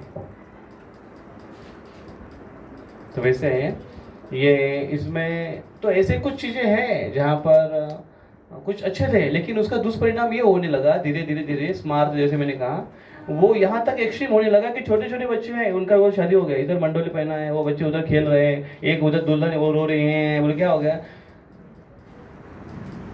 तो उसको प्यास लगी सोचो आप, दुल्हन है उधर रो रही है, वो उसको कुछ पता ही नहीं बेचारों को। फिर उसका आगे तो इतना एक्सट्रीम हो गया कि गर्भ में ही विवाह, यहाँ तक गया था वो। फिर उधर के फलानी अभी वो ढूंढो कि कौन गर्भवती है, क्योंकि हमारे अभी उसमें ये भी पता नहीं है कि उसके अंदर लड़का है कि लड़की है। तो विवाह किस तरह बोले, अगर देखो तुम्हारा वो तुम्हारी वो भी प्रेग्नेंट है, इधर हमारी ये भी प्रेग्नेंट है, अगर दोनों अगर लड़के लड़के हो गए तो छोड़ दे, अगर लड़के लड़कियां हो गई तो दोनों का विवाह फिक्स। तो उधर फिर वो गर्भ, दोनों के गर्भ में कुछ हल्दी कुंकू करेंगे, कुछ बाप रे, ऐसा चालू हो गया उधर। तो ये एक्सट्रीम जब हो गया, कोई भी चीज जब एक्सट्रीम हो जाती है, कृष्ण कहते हैं ना, यदा यदा अधर्मस्य तदात्मानं संभवामि युगे युगे, कृष्ण तब मैं आता हूँ ऐसा सब नाश करने के लिए। और ये कैसा क्यों होता है बताएं, ऐसा क्यों होता है? हाँ, अधर्म क्यों बढ़ता है ऐसा बताइए, क्यों बढ़ता है ऐसा? हाँ, हमारे वजह से ही बढ़ता है। जैसे हमें स्कूल में कॉलेज में कुछ रूल्स लगा के दिए हैं, है कि नहीं? तो पहले दिन, पहले एक महीना हम एंट्री मारते थे एकदम पूरा टिप टॉप वेल ड्रेस, एकदम शर्टिंग वर्टिंग, क्यों? स्कूल का नियम है शर्टिंग करके जाना, बैच लगाना वगैरह। और उसके बाद फिर 1 महीना हो गया, 2 महीना, 1 साल हो गया, फिर वो पुराना हो गया। अभी प्योर शर्टिंग आगे ऐसा करेगा, शर्टिंग पीछे कैसा ही खुला, ऐसे करके चलेगा, अंदर एंट्री मारेगा, अंदर प्लेन निकाल देगा वो, ऐसा करेगा।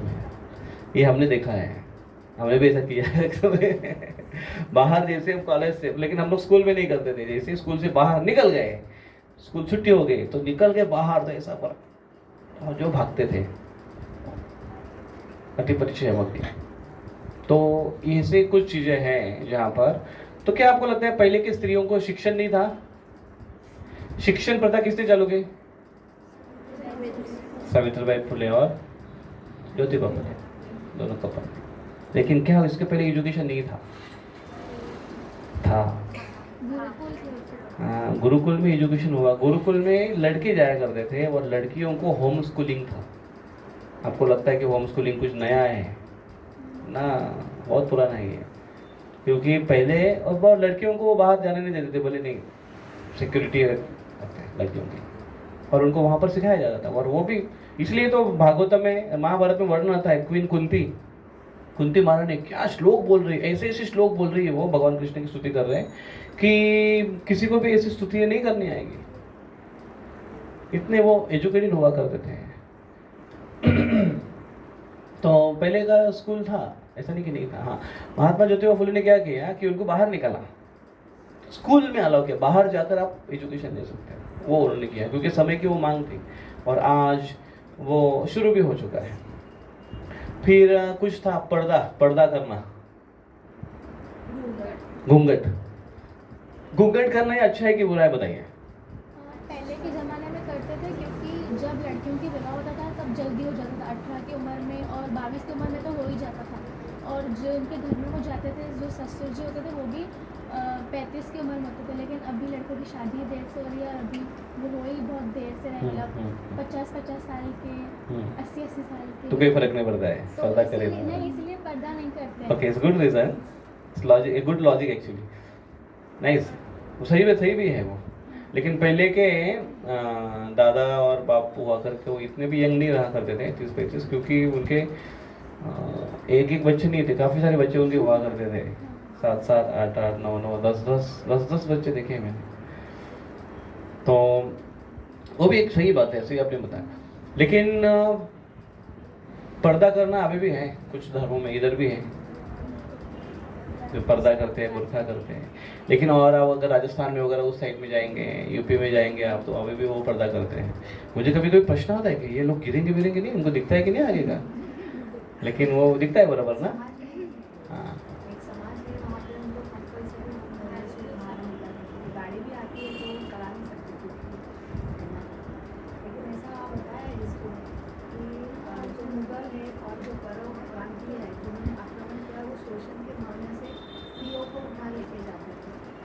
उसके पहले पढ़ना नहीं था। और ये जो हुआ उसके बाद में हमारे प्रोटेक्शन के लिए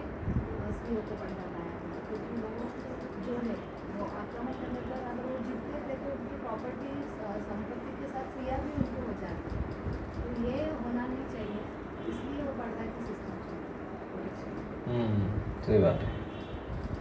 तो अभी तो उसकी ज़रूरत नहीं है क्योंकि अभी फुल प्रोटेक्शन है गवर्नमेंट का। हाँ, मोदी बाबा की जय, सबको फुल परमिशन दी, तो इसलिए कोई करने की जरूरत नहीं है। तो ऐसे और बहुत सारे ऐसे दहेज तो दहेज भी बंद हो रही है धीरे धीरे, लेकिन फिर भी कुछ जगह पर दे तिलक बोलते हैं उसको, तिलक, और उसमें भाव लगते हैं लड़कों के कि अगर लड़का इंजीनियर है तो उसके 5 लाख, और लड़का अगर डॉक्टर है तो डॉक्टर में भी कैटेगरी है कि वो अगर MBBS है, BMS है, BHMS है तो उसके रेट अलग अलग है। अगर वो MBBS है तो 15 या 20 लाख के आसपास वो चला जाएगा, 21 लाख तक वो चला जाएगा। लेकिन अगर उसका खुद का क्लिनिक है तो फिर मुंह मांगा दाम उसका होगा। ये सुना नहीं था ना आपने? नई इन्फॉर्मेशन मिलती रहती है, सत्संग में आया करो। उनको तो लगा लड़की अपने मन से लेके जाती है, उसको दहेज बोलते हैं। तो वो पिताजी को देना पड़ता है। हाँ, अभी भी हो रहा है वो, अभी हो रहा है वो। हाँ, अभी ऐसा हो रहा है धीरे धीरे, लड़कियां मिल नहीं रही है तो लड़कों को पैसा देना, दहेज देना पड़ता है। लेकिन प्रवृत्ति तो वही है, चाहे लड़का दे चाहे लड़की दे, शोषण तो है ही है कि नहीं? तो दोनों भी प्रथा है वो। लेकिन ये प्रथा लड़कियों की तरफ से क्यों शुरू हो गई? वो दहेज ये जबरदस्ती वाला काम नहीं था। इसका वर्णन श्रीमद् भागवतम में भी आता है, जहाँ पर देवकी का विवाह हुआ था और विवाह के साथ में उन्होंने कई दासियों को दिया था दहेज में, उनके साथ ये दासी लेके चलो। साथ में उन्होंने कई घोड़े दिए थे, कई हाथी दिए थे और बहुत सारी ज्वेलरीज उन्होंने खुद होकर आनंद में अपनी लड़की को विदा करते समय, उसको बोलते कन्यादान। ये बहुत बड़ा पुण्य माना जाता है एक पिता के लिए, कन्यादान बहुत बड़ा पुण्य। और उसके साथ साथ वो लड़की को जब भेजेगा तो वो ऐसे ही नहीं भेजेगा। जैसे पूर्व समय पर गाय अगर ब्राह्मण को दान देनी है, कोई राजा गाय देता है, दान देता है, तो वो ऐसी गाय क्या बोलते हैं वो, पांजरापोल से लेकर आकर गाय नहीं देते थे। पांजरापोल सुनना है? नहीं सुना है? ऐसी जगह होती है जहाँ पर सब बूढ़ी, फ्रैक्चर्ड, इंजर्ड, बीमार ऐसे गायों को उसके अंदर डाला जाता है और वो लोग सेवा करते हैं। उधर से कोई गाय जो कुछ करने लायक नहीं, उसको बोले मैं दान देता हूँ तुमको, इसको दान नहीं बोलते। गाय अगर दान दे रही तो कैसे दान देती है गाय? वो गाय जो अभी उसका एक बच्चा हुआ है और गाय दूध दे रही है, और उस गाय को बस बड़े अच्छे से सजाकर, रेशम की चादर डालकर, उसको गले में हार डालकर, ज्वेलरीज डालकर, उसको सजाकर किसी को दान दे देते। तो दान देने का एक तरीका ऐसा था भाइयों को। तो उसी प्रकार से अगर कन्या दान भी करना है तो कन्या को ऐसे खाली हाथ नहीं भेजते थे वो, और कन्या को ऐसे ही नहीं देते थे क्योंकि बहुत वैल्यूबल है वो। तो इसलिए उनको बहुत कुछ अपनी यथाशक्ति वो देते थे। और सामने वाली पार्टी है वो कोई भी उसे डिमांड नहीं रखते थे, वो कहते थे आप हमें कन्या दे रहे, ये बहुत बड़ी बात है हमारे लिए। उतने से वो संतुष्ट थे। फिर एक्सट्रीमिस्ट आ गए, फिर वो शोषण शुरू हो गया। तो इस प्रकार से वो पद्धति है वो धीरे धीरे बंद हो रही है, या फिर कुछ जगह पर चालू है। अभी शायद वो उल्टा भी हो रहा है ऐसे। और क्या क्या है? फिर यहाँ पर मैंने एक दिखाया उधर देखो, सीता के बारे में काफी सारे क्वेश्चन से लोगों के कि इतनी सारी अग्नि परीक्षा, इतना स्त्रियों के ऊपर अन्याय, इतना अत्याचार, रामचंद्र होने के बाद भी राम राज्य में ऐसा हो रहा है, क्यों ऐसा हुआ? हाँ, दूसरों की सुनते थे वो, पत्नी की नहीं सुनते थे, है ना? हाँ। धोबी की बात सुनकर पत्नी को घर से बाहर निकालने वाला कैसा राजा है ये? कैसा भगवान है जिसका पूजा करते हो? आपको अगर कोई ऐसा क्वेश्चन करेगा तो आपके पास क्या आंसर है? कौन उत्तर देना चाहेगा इसका? ऐसा कैसा भगवान है जो दूसरों की बात सुनकर अपने घर से पत्नी को बाहर निकाले? अरे लोग तो अपनी पत्नी की सुनकर किसी को बाहर निकाले दुनिया से, ऐसा होता है ना? बताओ तो आपको क्यों ऐसा है, बताओ क्यों रामचंद्र ने ऐसा किया? कौन बताना चाहेगा? समाज के लिए। ओके, और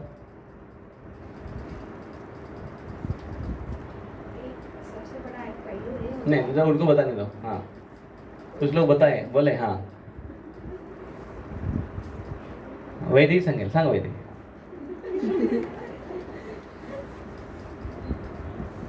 आप लोगों ने गौर पूर्णिमा प्रोग्राम अटेंड किया परसों का? रामानंद हॉल में किसने किसने किया, हाथों पर करो। अगर आपने नहीं किया तो वहाँ पर आप बहुत मिस किया आपने। वहाँ का एक ड्रामा बहुत सुंदर हुआ था हमारा, चांद काजे का ड्रामा, और उसमें वैदे ने जो रोल किया था चांद काजे का, आप देखोगे तो आप बोलोगे क्या वो एक्टिंग है वो। आप अभी जाओ इस्कॉन भुसावल में और वहाँ पर आपको ड्रामा मिलेगा गौर पूर्णिमा का, उसमें देखो। वैदे बताओ, हाँ बताइए तो क्यों रामचंद्र ने ऐसा किया।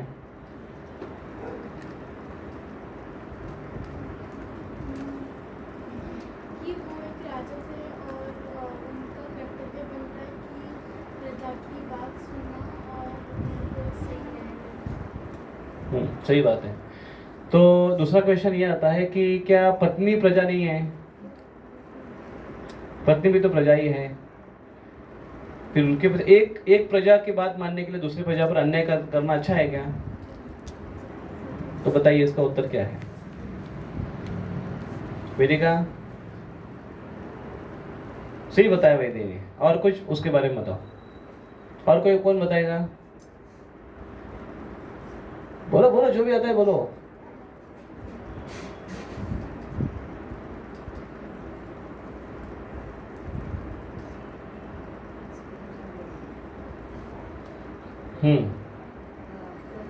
सबसे बड़ा पहलू ये होता है कि एक हस्बैंड का रोल है, एक राजा का रोल भी है।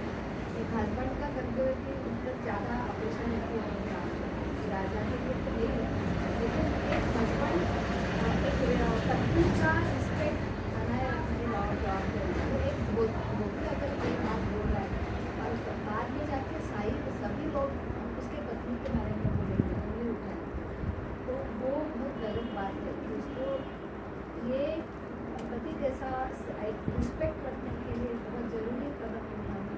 और एक राजा के रूप में कि वो पति है लेकिन उसके ऊपर एक राजा सबसे बड़ी जवाबदारी है कि एक पत्नी और राज जो पत्नी होती है वो रिस्पेक्टेबल होती है। उसके अगेंस्ट अगर प्रजा अगर बोलती है तो इसके लिए बहुत ही ज़रूरी है ये कदम उठाना। तो सबसे बड़ी बात है कि पत्नी का आक्षेप नहीं था और उन्होंने कभी ऐसा नहीं अभी तक हुआ कि वो अलग भी हुआ तो इतने रिस्पेक्टफुल थे सीता माता ने, और उन्होंने अपने बच्चे को भी कभी अपने पापा के ऊपर आक्षेप नहीं दिखाया। तो एक पति पत्नी का कोऑर्डिनेशन, एक राजा रानी का कोऑर्डिनेशन था, एक पूरे राज्य के लिए बहुत बड़ा कदम है। ओके, देखो कि रामचंद्र ने ऐसा क्यों किया। वो एक ही धोबी नहीं था जिसने ऐसा कुछ किया, एक ही धोबी नहीं, बहुत सारे लोग पूरे राज्य में वो खबर फैल रहे थे। एक ने बोला, दूसरे ने बोला, तीसरे ने मुंह खोला, और धीरे धीरे धीरे चबड़ चबड़ चबड़ चबड़ चबड़ वो सारे राज्य में वो चर्चा फैल रही थी। तो काफी लोग उस मत के हो गए थे कि रामचंद्र ने ऐसा क्यों किया। राजनी को सीता जो 10 महीना 11 महीना बाहर रही उसको कैसे ले सकता है। तो ये चर्चा फैल रहे थे। तो राज्य में खराब वातावरण तैयार हो रहा था, और जिसका कारण एक व्यक्ति थी और वो उनकी पत्नी। उनका बहन था, भले ही सीता माता के प्रति अन्याय था लेकिन बहन था। तो ऐसे कहा जाता है कि एक पंचायत बचाने के लिए एक गांव को सैक्रिफाइस किया जा सकता है, त्याग दिया जा सकता है, और एक गांव को बचाने के लिए एक परिवार को त्याग दिया जा सकता है, और एक परिवार को बचाने के लिए एक व्यक्ति को त्याग दिया जा सकता है। उसी प्रकार से अगर पूरा शरीर बचाना है तो बॉडी का एक पार्ट निकाल कर फेंक दिया जा सकता है। कब? जब बीमारी हो जाती है ऐसी जो अनक्योरेबल है, तो एक पार्ट को काट कर फेंक दिया जा सकता है। क्यों? क्योंकि शरीर बचाना है। तो उसी प्रकार से पूरे राज्य को अगर बचाना है तो उनकी पत्नी भी एक प्रजा ही है, लेकिन बाकी प्रजाओं को बचाने के लिए प्रजा का एक व्यक्ति को अगर बाहर निकाल दिया जाए, बाहर मतलब उन्होंने कहीं जंगल में फेंका नहीं, उनकी सारी व्यवस्था की गई थी। उनको वाल्मीकि ऋषि के आश्रम में भेजे। वाल्मीकि ऋषि का आश्रम कोई 2-3 लोगों का आश्रम नहीं था, वहाँ पर अनेकों नहीं हजारों वहाँ पर साधु रहते थे और गुरुकुल स्टूडेंट रहा करते थे, और सीता माता वहाँ पर रहकर उनको सेवा भी होगी और बच्चों को ट्रेनिंग भी मिलेगी। ये भी एक पर्पस था। तो सीता माई के, और सीता माई ने उसको अपोजिट या अदर वे कभी लिया नहीं कि मेरे ऊपर अन्याय हुआ, और उन्होंने कभी केस फाइल किया नहीं राजा के अगेंस्ट। वो अपने पति की बात को या भावना को समझती थी, और वो कहती थी कि अगर ये राज्य अच्छा चलने के लिए, अगर ये अच्छा है रामचंद्र, तो आपने जो किया निर्णय, मैं उसको स्वीकार करती हूँ। और उन्होंने उसको स्वीकार किया। तो इस प्रकार से कुछ हास्य है। कुछ आपको क्वेश्चन है इसके बारे में, पुरानी पद्धति या ऐसे क्यों थी स्त्रियों के बारे में? किसी को कुछ क्वेश्चन है या कुछ, तो आप पूछ सकते हैं। बहुत सारी चीज़ों में अपफ्रंट में नहीं रखा गया है इसको। राजा रहेगा या फिर अगर एडवाइजर भी है तो वो पुरुष ही रहेगा। कभी मेरा ऐसा ऑब्जर्वेशन में आया। तो जैसे मैंने पहले बताया था कि स्त्रियां, ऐसा नहीं कि उनको नहीं आता था, वो भी बैक में रहते थे। आता था फिर भी उस चीज़ वो को यूज़ नहीं हुआ। हाँ, वो बैक में रहते थे वो। और बैक में रहता था मतलब वो पुरुषों के हमेशा सपोर्ट में रहते थे, उनके पास हमेशा रहते थे। ऐसे कहते भी है ना लोग कि हर क्या कहते हैं वो,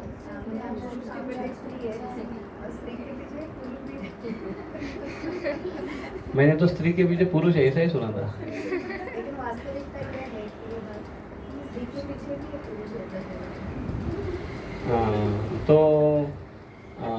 तो मतलब वो इंटेलिजेंट है, तो पुरुष को भी एक सपोर्ट है घर में। अच्छा, और दूसरा कि व्यवहार करने वाले बाहर के लोग, जहाँ जहाँ पर भी स्त्रियों का समुदाय है वहाँ पर स्त्रियों को बिल्कुल चांस दिया गया है कि आप वहाँ पर जाकर वो करो। लेकिन जहाँ पर मेजोरिटीली अगर पुरुष हैं तो वहाँ पर स्त्रियों को अलाउड नहीं। क्यों? क्योंकि मिसयूज होने के चांसेस थे, क्योंकि समाज उस प्रकार से है नहीं, और उनके प्रति कुछ दुर्घटना होने की संभावना है।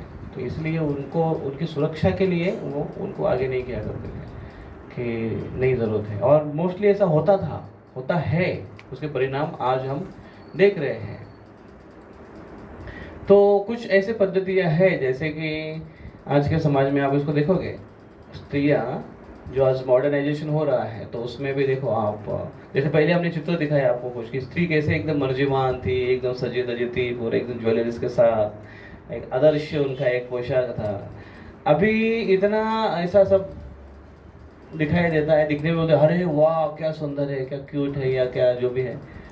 लेकिन कहीं मैं मोस्टली जब स्त्रियों को जब ऐसा देखता हूँ, लड़कियों को देखता हूँ, हार्डली कभी उनके पास ऐसा कोई ज्वेलरी मुझे दिखाई देता है। कुछ बैंगल्स नहीं होता है, कभी कुछ गाठी नहीं होती, गाठी बोलते, माला बोलते, लाठी ही होती है हमेशा जबान पर। लेकिन कान में कभी कुछ नहीं दिखाई देता है, नाक में कभी नहीं कुछ दिखाई देता है, बालों में कभी कुछ दिखाई देता है। तो ये कैसे पता नहीं, आभूषण जो है जो कि बहुत सुंदर दिखा बनाते हैं, लेकिन ये सब अभी धीरे धीरे धीरे धीरे कम होते जा रहे हैं। तो एक समय था कि जो लोगों ने थोड़ा सा अपोज करते हुए स्त्री को थोड़ा बाहर लाए कि नहीं आप भी बाहर होने चाहिए, आप भी समाज के आगे आने चाहिए। ऐसे एक भारत में एक लहर उठी और वो भी सुशिक्षित हो गए। तो सुशिक्षित होना चाहिए, अच्छी भी बात है।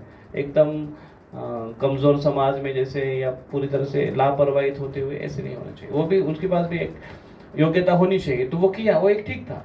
लेकिन आज जिस प्रकार से मॉडर्नाइजेशन हो रहा है कि स्त्रियों को बहुत बोलबाला दिया जा रहा है और ये कहते हुए दिया जा रहा है कि आप भी पुरुषों से कुछ कम नहीं हो, पुरुषों की तुलना में आप हो, यहाँ तक कि पुरुषों से आगे हो, यहाँ तक बोला जाता है।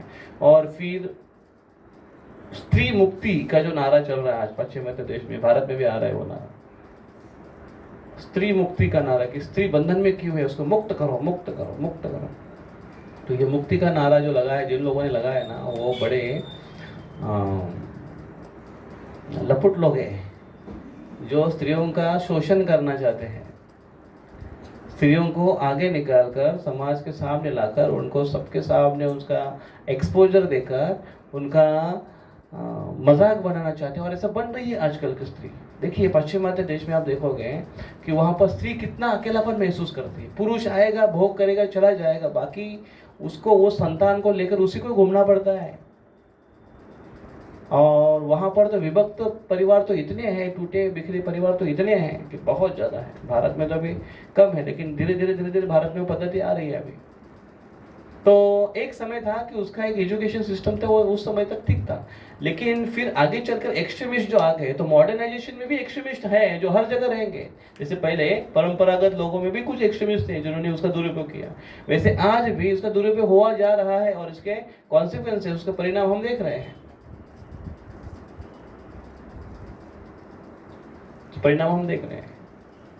अभी देखो, हम बोलते हैं कि सुशिक्षित होना चाहिए स्त्रियों ने और सबके सामने आना चाहिए, आगे होनी चाहिए वो ठीक है, आगे आ गई, कमा भी रही है वो, तो क्या लाइफस्टाइल में कुछ क्वालिटी परिवर्तन हुआ है क्या, बताओ मुझे।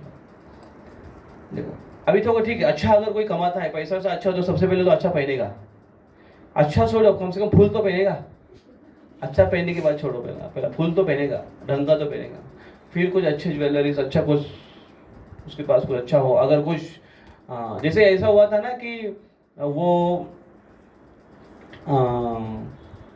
जो नाव वाला था वो राम और सीता को उन्होंने पार करा दिया केवट ने, तो सीता महारानी को उस समय वनवास में देने के लिए कुछ नहीं था, तुरंत उन्हें अपनी अंगूठी निकाली सोने की, रामचंद्र को दे दो। मतलब ऐसे हुआ करते थे कि जैसा कोई आया और अच्छा कार्य किया, वाह खुश हो गए हम, ऐसे ही सोने का कड़ा निकाल के देते, ये लो गिफ्ट। मतलब आप जैसे मान लो कि कोई भिखारी दिखाई दे और आप जेब में से 1 रुपये सिक्का निकाल के दे दो, ये लो। मतलब आज की कंगालता देखो और उस समय की रॉयल्टी देखो आप, कि वो आज हम 1 रुपया ऐसा निकाल के देता है और बड़ा प्राउड फील करेंगे, ले तुम्हें क्या याद रखेगा, किसी दिलदार से पाला पड़ा था तेरा। और उस समय के लोग ऐसे सोने का कड़ा निकाल कर देते हैं, तो कितना फर्क है। अच्छा ठीक है, कमा भी रही है तो क्या पहन रही है, क्या खा रही है, देखो खाने के भी देखो, आज खाने के इतने प्रॉब्लम चल रहे हैं कि जो लेकर आते हैं बासी तो खाना पड़ता है, बासी ताज़ा कहाँ से मिल रहा है, होटल बिटल में जो लेकर आते हैं, आपको क्या लगता है गर्म मिला मतलब ताज़ा है वो। मैं आपको बताऊँ, इसका वर्णन करूँगा तो आधा घंटा लगेगा। अब स्टेशन पर बुक डिस्ट्रीब्यूशन किया करते थे इधर रेलवे स्टेशन पर, और उस समय हम पर्सनली जाकर देखते थे वो लोग क्या करते थे। और वो जो वड़ा बेड़ा बनाने वाले जो लोग थे, जलेबी और कांदा भजी बनाने वाले लोग थे, तो वो बनाने वाला सीन अलग है, लेकिन उनको जो कांदा छुड़ाने वाले जो लोग थे, ये वो लोग हैं कांदा छुड़ाने वाले भिखारी लोग, जो सवेरे अपना क्रियाकर्म करने के बाद हाथ तक नहीं धोते, नाखून ऐसे बड़े बड़े हैं और उसके अंदर काला काला और क्या क्या होता है, और वो लोगों के पास वो प्याज देते थे, और वो प्याज कैसे सड़े गले प्याज रहते थे, वो उनके पास देते थे, और फिर उनका ऊपर का निकाल कर अंदर का इतना गोल बच्चा होता है जो अच्छा है उसका निकाल कर वो बोरे में जमा करना और वो उधर भेजना, होटल में भेजना। फिर वो लोग उनको काट कर मस्त तेल में एकदम फ्राई चन चन चन चन चन एकदम फ्राई मारकर उसका एकदम मस्त बनाकर आपको पेश करेंगे कांदा भजी।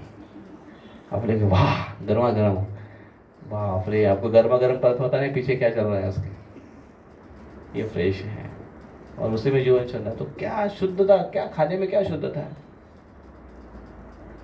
और हाइजीनिक फूड भी नहीं है।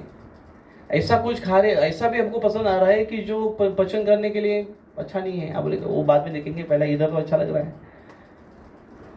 तो अच्छा लाइफ स्टाइल हम बोल भी रहे हैं, कमा भी रहे हैं, लेकिन क्या यूज हो रहा है, देखो खाने में ठीक नहीं है, पहनने में ठीक नहीं है, ओढ़ने में ठीक नहीं है, रहने में भी ठीक नहीं है।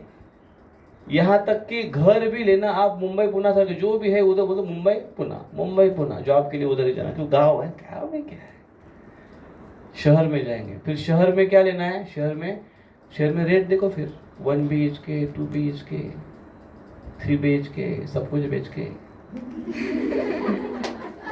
सब बेच बाज के ही लेते हैं तो, और कितना सा जगह इतना। और अब गांव में देखो, गांव में अपने देखिए घर वर कैसे होते थे, बड़े बड़े रूम हुआ करते थे आलिशान, इधर घूमते थे, बच्चा छोटा बच्चा भी वो नंग ऐसे घूमता था, इधर करके घूम कर आएगा, उसका वही एक्सरसाइज हो जाएगा।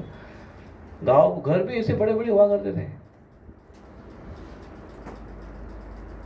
तो कहने का अर्थ यह है कि वो कोई प्रॉब्लम नहीं है, करंट सिचुएशन के अनुसार हम कर रहे हैं, लेकिन लाइफ, क्वालिटी लाइफ बचा कहाँ है फिर? इतना हम अपने आप को कह रहे हैं कि हम लोग एडवांस हैं, बचा कहाँ है फिर? मॉडर्नाइजेशन हुआ है, लेकिन क्वालिटी खत्म हो गई है फिर हर चीज में, खान पहन, रहन सहन, यहाँ तक कि विचारों में भी क्वालिटी थॉट्स नहीं है। तो इसलिए ये हमको ध्यान में रखना चाहिए कि एक्सट्रीमिज्म यहाँ पर भी आया है और इसका परिणाम क्या हो रहा है, आज समाज में हिंसा हो रही है, स्त्रियों के प्रति ज़्यादा अत्याचार होने लगे। क्यों? एक्सपोजर ज़्यादा है, फ्री मिक्सिंग ज़्यादा है। और शास्त्र में बताया बहुत सुंदर कि वुमन और गर्ल्स और womans they are like a fire and men boys they are like a butter. When fire and butter comes together, what will happen? The butter will melt and fire will grow more.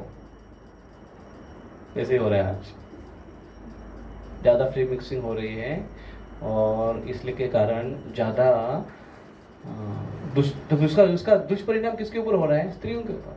शोषण किसका हो रहा है? स्त्रियों का हो रहा है। और इसलिए ये हमको ध्यान में रखना चाहिए कि आज स्टैटिस्टिक इतना अच्छा नहीं है। सो रोकने के लिए हमने ये देखना चाहिए कि किस प्रकार से कल्चरल लाइफ था पहले, उसको हमने लाना आवश्यक है। तो उसके लिए कुछ सॉल्यूशंस हम देख सकते हैं। क्या सॉल्यूशंस उसके ऊपर? अंडरस्टैंड द रियलिटी, वस्तु स्थिति का हमने अभ्यास करना चाहिए, उसको जानना चाहिए। क्या वस्तु स्थिति है देखेंगे हम लोग। Believe in uniqueness and third, engage in goodness.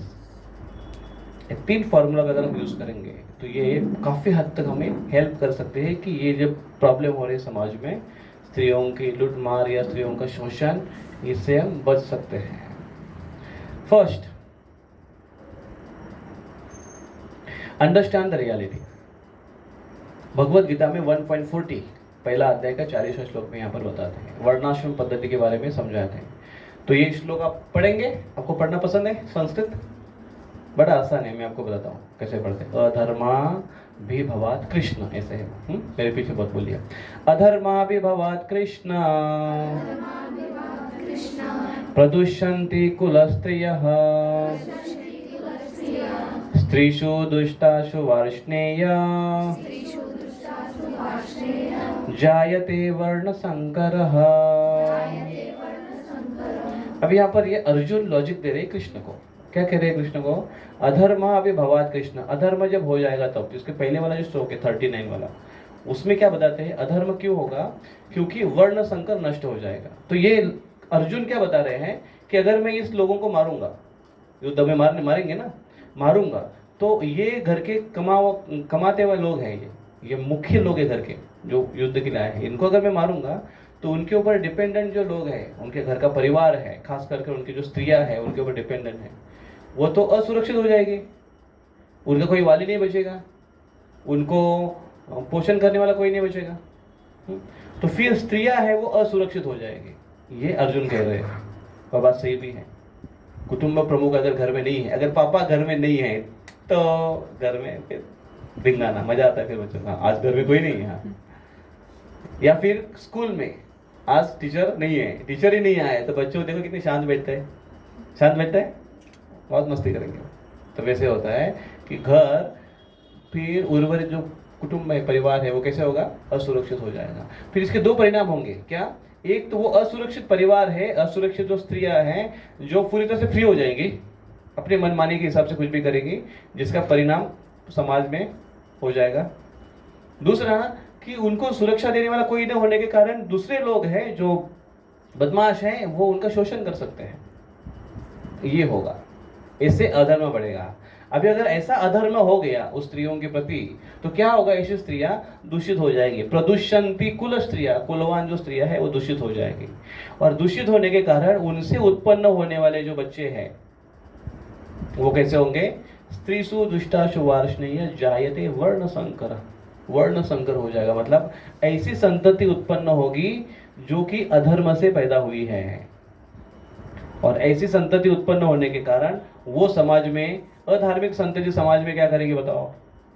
वो तो अधर्म ही फैलाएगी, और यही समाज में आज चल रहा है। ऐसी संतति उत्पन्न ज्यादा हो रही है जो अधार्मिक पद्धति से उत्पन्न की गई है, और जिसका परिणाम आज समाज को, पूरे समाज को भुगतना पड़ रहा है। अर्जुन ने बोला वो कोई गलत नहीं था, सही बोला था। तो अंडरस्टैंड द रियलिटी, वस्तु स्थिति को हमको समझना आवश्यक है। क्या वस्तु स्थिति है? कि स्त्री स्त्री है, पुरुष पुरुष है। स्त्री को पुरुषों के जैसे वो कार्य कर सकती है, उनका इंटेलिजेंट है, लेकिन स्त्री को स्त्री जैसे रहना चाहिए। जैसे देखो, स्त्री पुरुष बनना चाहती है, पुरुष के कपड़े पहनना चाहती है, पुरुष के जैसे ही अपना रुबाब भी करना चाहती है, पुरुष की जैसे और क्या करना चाहती है? वो गाड़ी चलाना चाहती है, काम भी करना चाहते हैं, और क्या करना चाहते हैं पुरुष के जैसे? ये दिखाने के लिए कि हम पुरुष से कम नहीं हैं। बराबर है? अभी मुझे बताइए आप कि कौन किसको फॉलो करेगा? कभी आपने देखा है कि जूनियर है वो सीनियर का फॉलो, सीनियर है वो जूनियर को फॉलो करेगा? कभी आपने देखा है ऐसा? जो इंफीरियर है, सुपीरियर है, वो इंफीरियर को फॉलो करेगा? कभी आपने देखा है ऐसा? नहीं। तो कौन किसके जैसा बनना चाहेगा? छोटा है वो बड़े के जैसा बनना चाहेगा। तो हम किसके जैसा बनना चाहते हैं? हम अपने आप को ही कम दिखा रहे हैं, वो कहकर, वो प्रयास कर कर। अगर अपने आप को कह रहे कि हम किसी से कम नहीं हैं, तो फिर आप दूसरे जैसा बनना क्यों चाहते हो? कभी आपने देखा है कि कोई पुरुष है वो बोलता है कि मैं भी अभी फ्रॉक पहनूंगा? देखा है आपने कभी? वो बोलता है मैं आज से साड़ी पहनूंगा। क्यों? क्योंकि स्त्री भी तो हमारा पैंट शर्ट पहन रही है। ऐसा कभी देखा है आपने? तो हमारी ये अंडरस्टैंड द रियलिटी, हमारी सही स्थिति हमको हम जानना चाहिए कि हम जो है वो है। और स्त्रियों को मोस्टली बाहर के व्यवहार में ज़्यादा न करते हुए क्यों उनको एक बंधन किया गया है कि उनके पास रैशनलाइजेशन थोड़ा कम है, इमोशनल ज़्यादा है, भावना भावुक होती है, वो भावना उनके अंदर ज़्यादा है। वैसा बना है भगवान ने। क्यों बना है पता है क्या? क्योंकि वो प्रेम देने के लिए बनाया है उनको। इमोशन से प्रेम निर्माण होता है, एक भावना, इमोशंस, प्रेम, ये भावना है, और उसके लिए उसको भावुक बनाया गया है ताकि वो प्रेम से सबको बांध के रखे, और बच्चों को खास करके वो प्रेम दे। बच्चों को, बड़ों को, सबको। तो स्त्री ही घर की सबको प्रेम देती है। देखो, माँ सबसे प्रिय है पापा से, है कि नहीं? तो ये रियलिटी समझना चाहिए। और पुरुषों में वो है नहीं। बच्चा रोने लगता है तो वो बोलता है क्या करो भी इसको, उसको समझ में नहीं आता कि क्या करना चाहिए, उसके अंदर कैपेसिटी नहीं है। तो इसलिए हर एक का अपना एक स्थान है, वो समझना चाहिए और उसके अनुसार उसने कार्य करना चाहिए। दूसरा, कृष्ण कहते हैं और एक जगह पर, बिलीव इन यूनिकनेस, इसको भी दोहराते हैं। मृत्यु सर्वहर्षाहम् उद्भवस्य भविष्यताम्। आवाज बहुत कम हो गया आपका। कीर्ति श्रीर्वाक्च नारीणाम स्मृतिर्मेधा धृति क्षमा। हाँ, ऊपर जो ये विभूति योग में आता है 10वें अध्याय में, 10वां अध्याय 34 श्लोक। मृत्यु सर्वहर्षाहम् उद्भवस्य भविष्यताम्, ये है। लेकिन नीचे क्या बताते हैं? कीर्ति श्री वाक् च नारीणाम स्मृतिर्मेधा धृति क्षमा। स्त्री में ये सारे जो गुण है, कृष्ण कहते हैं ये मेरी विभूति है, ये मेरी ही एक शक्ति है जो ये स्त्री में दिखाई देती है आपकी। क्या है? कीर्ति, ऐश्वर्य, संपत्ति, वाक, बोलने की शक्ति। से ज्यादा बोलती है ना पुरुषों से तुलना में, वो शक्ति भगवान की, बस वो अलग अलग चबड़ चबड़ में लगा दी वो बात अलग है, लेकिन भगवान ने दी हुई एक शक्ति है विशेष उसके पास हो। नारी नाम च स्मृति, उसकी स्मरण शक्ति देखो, उसको डेट, फोन नंबर, जन्म तारीख, सालगिरह, लड़कियों को ज़्यादा याद रहता है पुरुषों की तुलना में। बहुत बार तो पुरुषों को अपनी सालगिरह भी पता नहीं है, पत्नी को पूछने के लिए डरता है वो कि डांटेगी। तो मैंने काफ़ी बार देखा है उनको ये सारा बहुत याद रहता है। स्मृति, मेधा, उनकी बुद्धि, ये क्षमा, ये सारी चीज़ स्त्री में ज़्यादा होती है। या फिर ये स्त्रीवाचक शब्द है, ये भगवान की ही एक स्वरूप है, विभूति है जो स्त्री में है। तो हमारी उनकी एक अपनी यूनिकनेस है, अपनी एक आइडेंटिटी है, क्यों खोना चाहते हैं उसको? उनकी अपनी एक पहचान है, क्यों खोना चाहते हैं उसको? दूसरों के जैसा बनकर अपनी पहचान को खोने का क्या मतलब है? तो ये देखना आवश्यक है कि अपनी एक पहचान है। Believe in uniqueness. And third, engage in goodness. अच्छे, गुडनेस मतलब सत्वगुण, या फिर अच्छे जगह पर हमें अपने आप को एंगेज करना चाहिए। कहाँ? इन गुड एसोसिएशन, अच्छे संघ में रहना चाहिए। जैसा संघ ऐसा रंग, जैसा संग वैसा रंग। जिनके साथ रहेंगे उस प्रकार से होने की इच्छा होगी। तो अगर हम अच्छे लोगों के साथ रहेंगे, संग में रहेंगे, तो हमारे अंदर अच्छा बर्ताव होगा, अच्छा परिणाम होगा। गीगो प्रिंसिपल जानते हैं? GIGO, garbage in garbage out, GIGO, garbage in garbage out. कचरा अंदर जाएगा तो बाहर भी कचरा ही निकलेगा। कचरा अगर अंदर गया, इधर से कचरा अंदर गया, इधर से कचरा अंदर गया, इधर से कचरा अंदर गया, तो बोलते समय भी कचरा ही बाहर आएगा। जो देखा वही हम उगल जाएंगे। तो इसलिए ये प्रिंसिपल याद रखना चाहिए हमको कि अच्छा अंदर जाए, देखने के द्वारा, कान के द्वारा, खाने के द्वारा। मेडिटेशन, अपने आप को एक मेडिटेशन में लगा सकते हैं, ध्यान में लगा सकते हैं हम। मंत्रा मेडिटेशन कर सकते हैं। अपने मन को रिलैक्स करने की एक प्रोसेस है, ये बहुत महत्वपूर्ण है, जिससे हम अपने गुडनेस में आ सकते हैं। And fourth is become reader. हमें पढ़ाकू बनना चाहिए, पढ़ाकू। लड़ाकू के बदले पढ़ाकू बनना चाहिए। तो क्या पढ़ना चाहिए? शास्त्र पढ़ने चाहिए, भगवद गीता पढ़ना चाहिए, ये सब हमको करना चाहिए। तो ये लास्ट वाला पार्ट, इसके ऊपर काफ़ी कुछ डिस्कशन किया जा सकता है, लेकिन हम यहाँ पर स्टॉप करते हैं कि ये अगर हमने इसके ऊपर अगर बात करना है और ऐसे ही में इसको अगर समझना है, तो हमने ये association, GIGO principle, meditation and शास्त्र अध्ययन में अपना समय देना चाहिए। अच्छे संग में हमें रहना चाहिए। और ऐसा अगर हम करेंगे तो सही में हम वुमन एम्पावरमेंट, एक दूसरे को एम्पावरमेंट करते रहेंगे। फिर है कि नहीं? एक दूसरों को एम्पावरमेंट करेंगे और स्त्रियों को देखकर, बदली हुई स्त्रियों को देखकर पुरुष भी शायद एम्पावर हो जाएंगे। ओके, तो ये है कुछ मेरे दृष्टिकोण से। हरे कृष्णा। हरे कृष्णा। कोई प्रश्न?